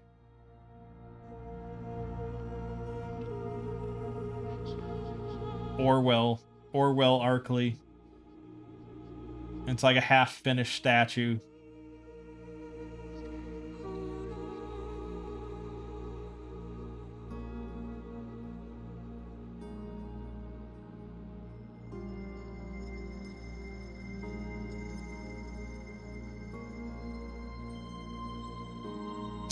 And I'm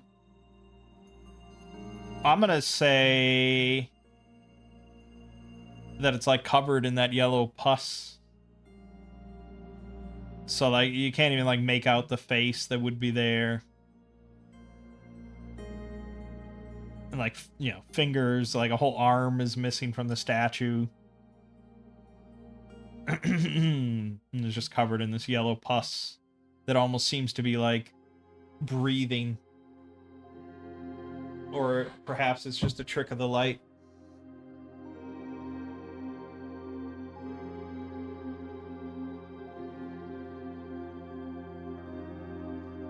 The funny thing is, this tomb was supposed to be like cursed, and I originally imagined just undead and stuff. But I guess like curse, you know, the curse was hundreds of years ago. The curse could have been done and gone already. And whatever it was is not really even... Or perhaps the curse sort of changed just based on the natural... I mean, and the curse could be this pus that took on kind of a life of its own.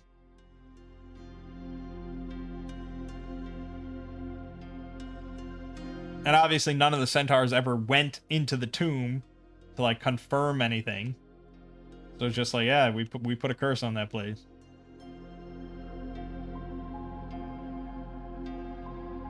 I think, yeah, I mean, it's just a distractor, so we probably just kind of sidestep that and avoid, just avoid that completely.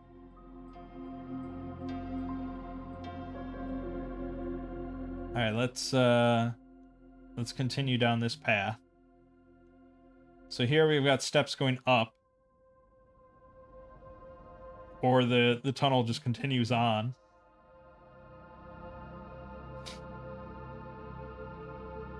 I'm not trying to make a beeline for room number 11, but it seems like the right way to go. Living pus is pretty cool. Yeah, you say that now until it's inside of your organs.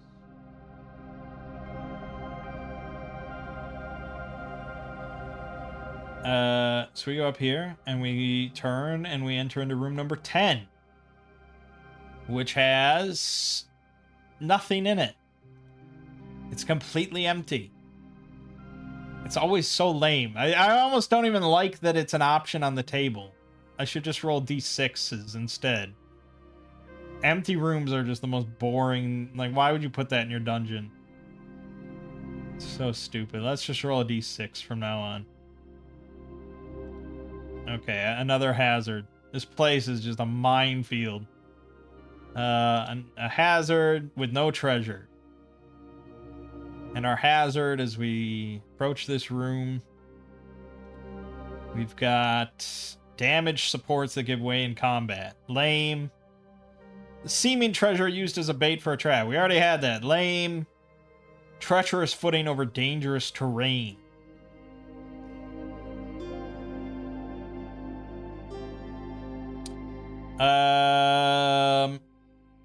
Okay, theoretically, this room could be kind of infected.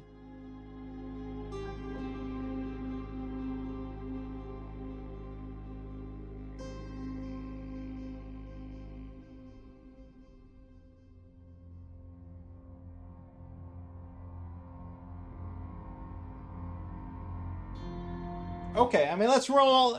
We got the living pus. We may as well roll with that and kind of expand on it.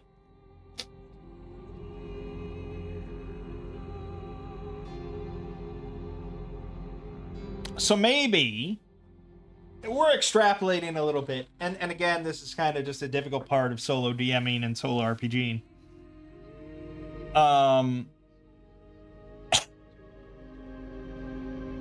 We assume that the curse is related to the object that we're trying to find.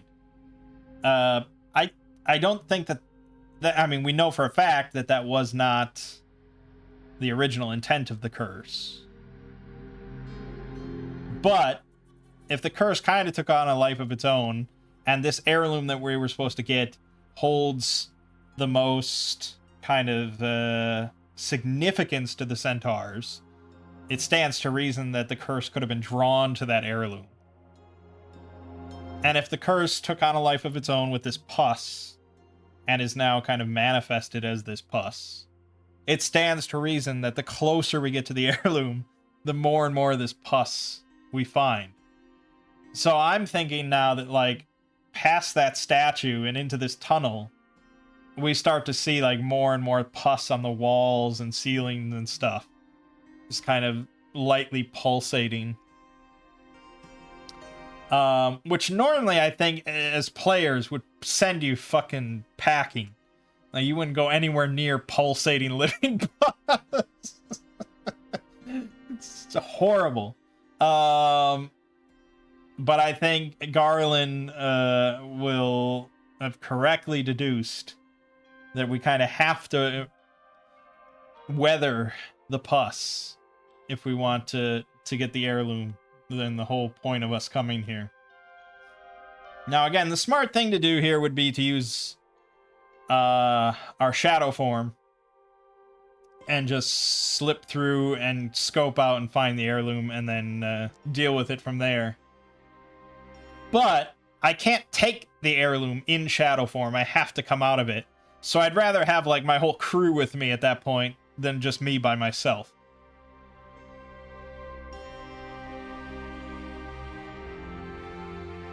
So I think what we have here now in room number 10 is the strongest so far accumulation of the pus. And there's like broken pots and pottery and just shards of it around here. And it's all just kind of coated in this pus. And so now the trick is kind of like getting to the door and moving in there without touching the pus in any way. We don't know what it does. I, as a DM, still don't know what it does if it's disturbed in any way. He's already diseased, so he's serving Nurgle now. That might end up being his fate. I mean, he might fall face first into some of the pus, and that's the end of Garland. I don't know. But, yeah, we're gonna have to tiptoe through here. I could fly, but only I could fly. I could portal, but again, not great. And we really don't want to use magic if we can help it.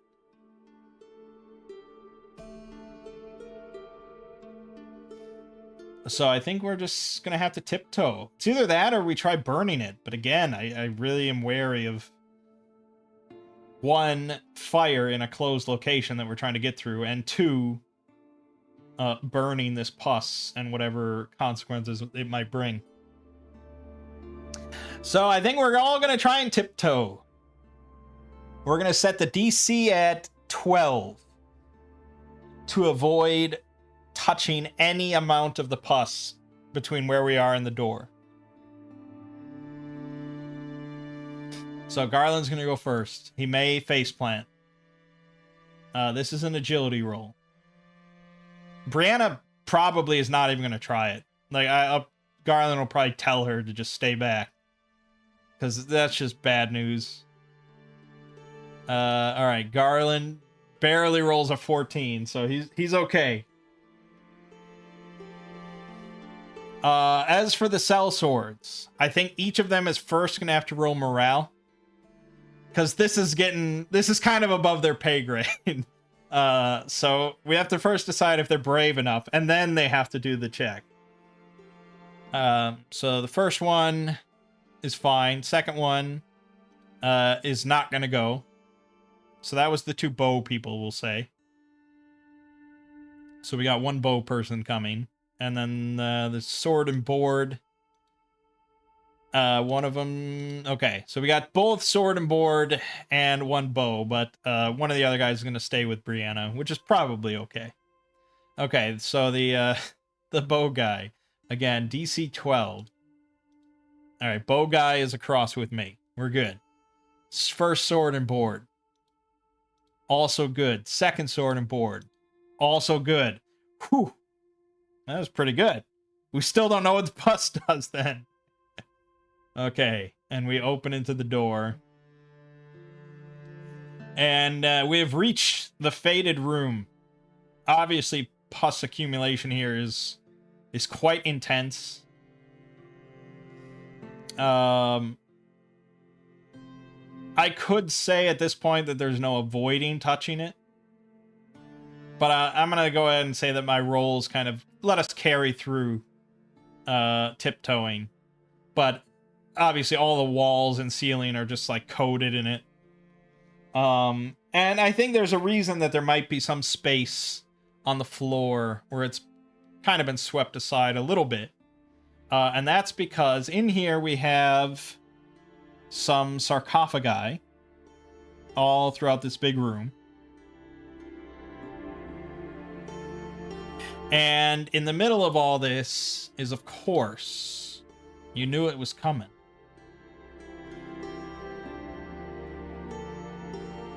The amorphous sludge. So he's not green because he's the source, or not even the source. He's just kind of like the final byproduct of this living curse. This physical manifestation of living pus that was created by this curse.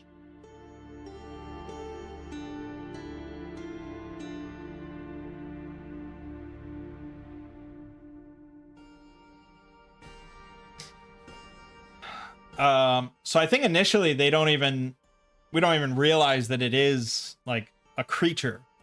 It's just like this giant mound of this yellow pus. And this now is just very visibly just like pulsating. You know?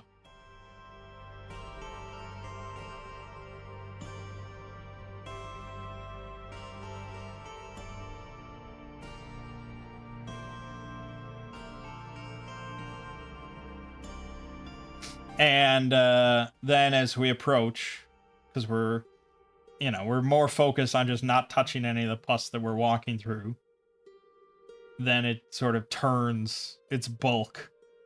And we see that it has like almost humanoid features and tendrils that extend out of it, just dripping with pus. This is awful, man. The worst dungeon ever. Okay, so, yeah, we enter into combat. And we're gonna get pussed. There's no doubt about it. Okay, so he's got tendrils, each with their own health score, that can attack at range. They can attack up to short range for D8. Each of them. There's 4 tendrils. So we have to destroy the tendrils. And he's got 40 health. With damage resistance 2. And he's resistant to fire. This is insane. And we're 2 people down because they stayed back. They may have to rush in here. But they're more likely to just flee. Because goddamn. Alright, I mean, let's set this up.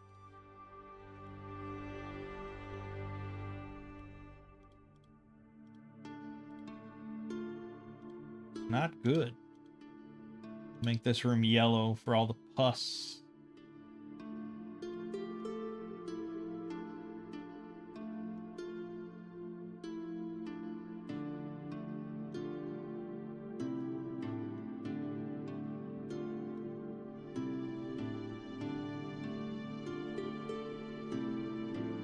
Alright, something like that.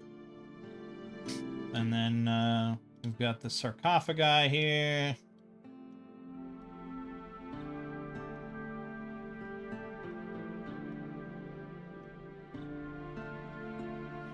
Yeah, I mean, there's probably, like, I guess we may as well make a bunch of them. Just because... Okay, and then we need our horrible... Oh no, here's a yellow slime. Perfect. Alright, and he is size large. Of course he is. Alright, so he's right in the middle here. Alright, so we got these two in the back. And we kind of have tiptoed up to this point.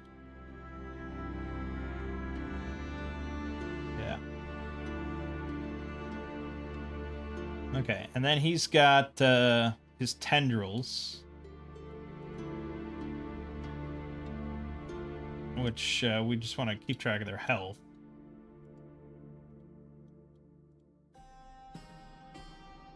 Okay. All right. Whew, boy.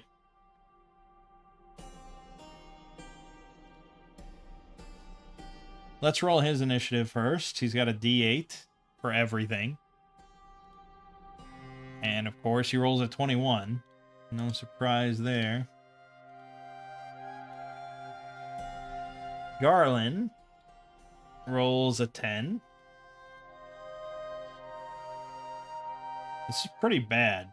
I feel like Garland could just die before he even gets a turn. I think that's kind of likely at this point. This could be the end.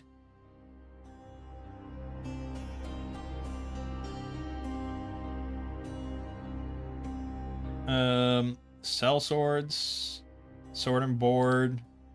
I got a 15. And the bowman, it's an 18. Yeah, I mean, that's really not good. Because, okay, I mean, I guess it would be cruel of me to myself if I had all 4 tendrils just hit Garland. So we're going to have 2 of the tendrils attack Garland. And 2 attack the sword and board guys. Because short range is out to 30 feet, I believe. Yeah, 30 feet. 1, 2, 3, 4, 5. But I assume he can move. Nothing says he can't move. He can also absorb somebody into him, which is probably a pretty awful fate, I would imagine. Oh, if he kills somebody, he absorbs the victim and grows, adding their previous health total to their health permanently. Well, great. He can only do that once, but still. All right, so he's going to move 3, 4, 5. Well, he'll go there. So, yeah. 2 to Garland, 1 to the other 2.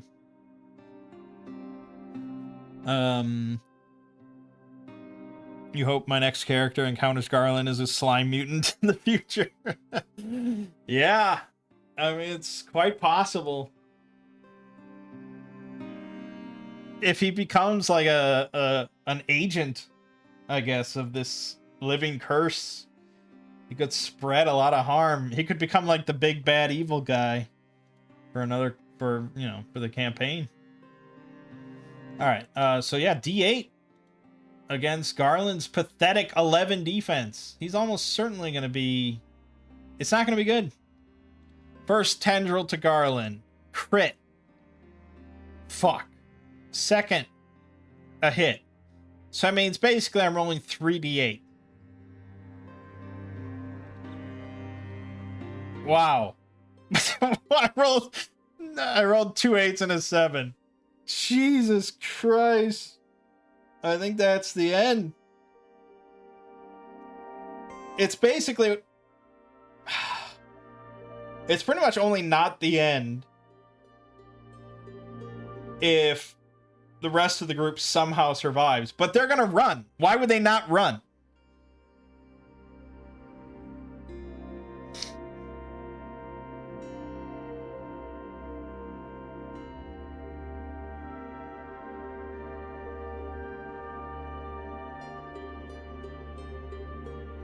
They would absolutely run. Let's just see if they survive, though. All right, so then the top one. He rolled a 9. He actually missed the top one. He hits the bottom one, though, for 7 damage. He actually has 1 health left. Okay. And then they'll definitely flee.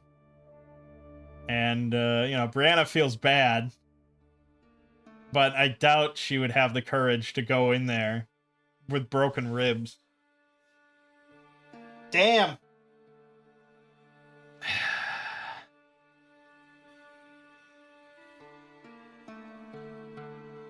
I mean, to tell you the truth, though, we didn't really play it that intelligently. We just kind of bumbled through. I think probably I threw myself into that fight a little quickly. Like, I should have maybe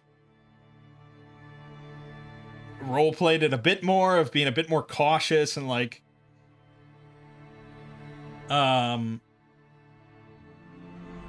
looking around the corner. And, like, maybe trying to decide something. But, again, like, if I was DMing, I would have just say, like, okay, you see a big room with a lot of sarcophagi. The room is filled and covered in this pus. And in the middle of the room is a giant mound of the pus. And, like, it wouldn't have attacked if they were just, like, scouting it out. It wouldn't have approached it. It would have waited for them to come in, because this is where you need to be.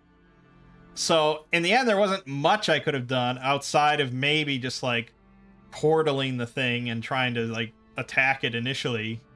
We could have sat back, I guess, with our bows. That probably would have been the smarter thing to do for a little bit. Garland should never have been out front. I mean, the whole mission was kind of scuffed at the start. Just because of her broken ribs. Like, it really invalidated hiring her in the whole... at all. And the injury said that, she's got broken ribs for the rest of the adventure. But realistically, if we had just sat around and waited and for her to heal, eventually she would no longer have broken ribs, So, yeah. If nothing else, it's been a learning experience. I mean, it was fun. It was a cool location, I think. A very fucked up tomb. He didn't have to try and heal the blue rot. So now his blue rot will just be one more disease that he has as a living servant of this, like, sapient curse. So I guess probably this amorphous sludge will just, like, use Garland to bring more victims so that it can keep expanding. And eventually we might have a slime like the size of a skyscraper. All thanks to its loyal servant, Garland. Because he's going to get, like, pus in his brain. It's got, like... You saw Scavenger's Reign. That's kind of what I was thinking of with that pus that was in the robot. So that's what I'm kind of picturing. It's just this, like, pus that can get into your brain and kind of just take over. So he's going to keep bringing victims to it. And eventually we'll have to deal with that with a different character, or down the line. So I should probably mark this location on the map because I think it's going to be somewhat important. All right, well, that's going to be where we end off. Obviously.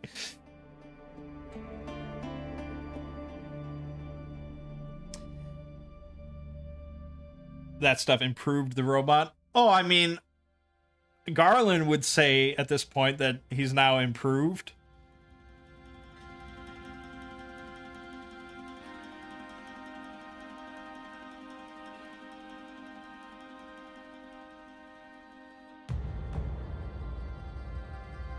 Is this going to super evolve him? I guess it depends. If you think that being a slime is the next step in human evolution. Yeah, I don't know. But either way, our time with Garland is now at a close. Truth be told, he lived a lot longer than I thought he would. Ever since the very start where he was in a barroom brawl, I figured he was going to be fucked. But he survived quite a while. So yeah, I mean, this was pretty good. But now we have an opportunity to do something quite a bit different. I think I still want to stick with Heroes of Adventure for now, and this setting and this and all this. But we could do some stuff quite a bit differently. We could go to a different continent, you know? We could, you know... Hold on, where's my map?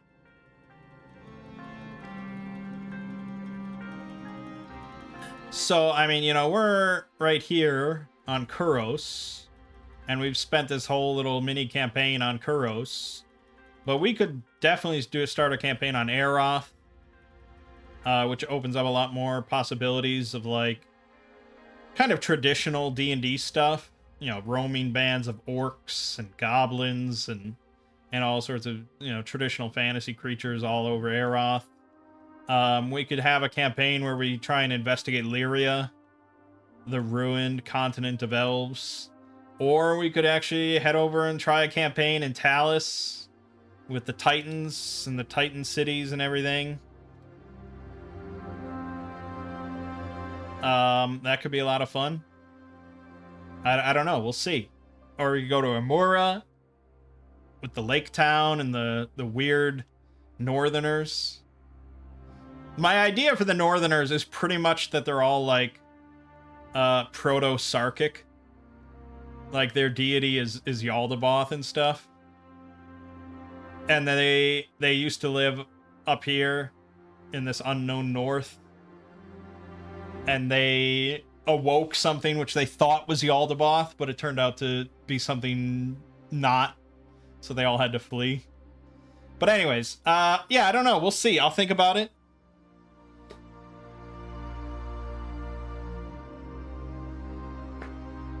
And as for, like, a character, I don't know. I mean, we picked Garland very just randomly.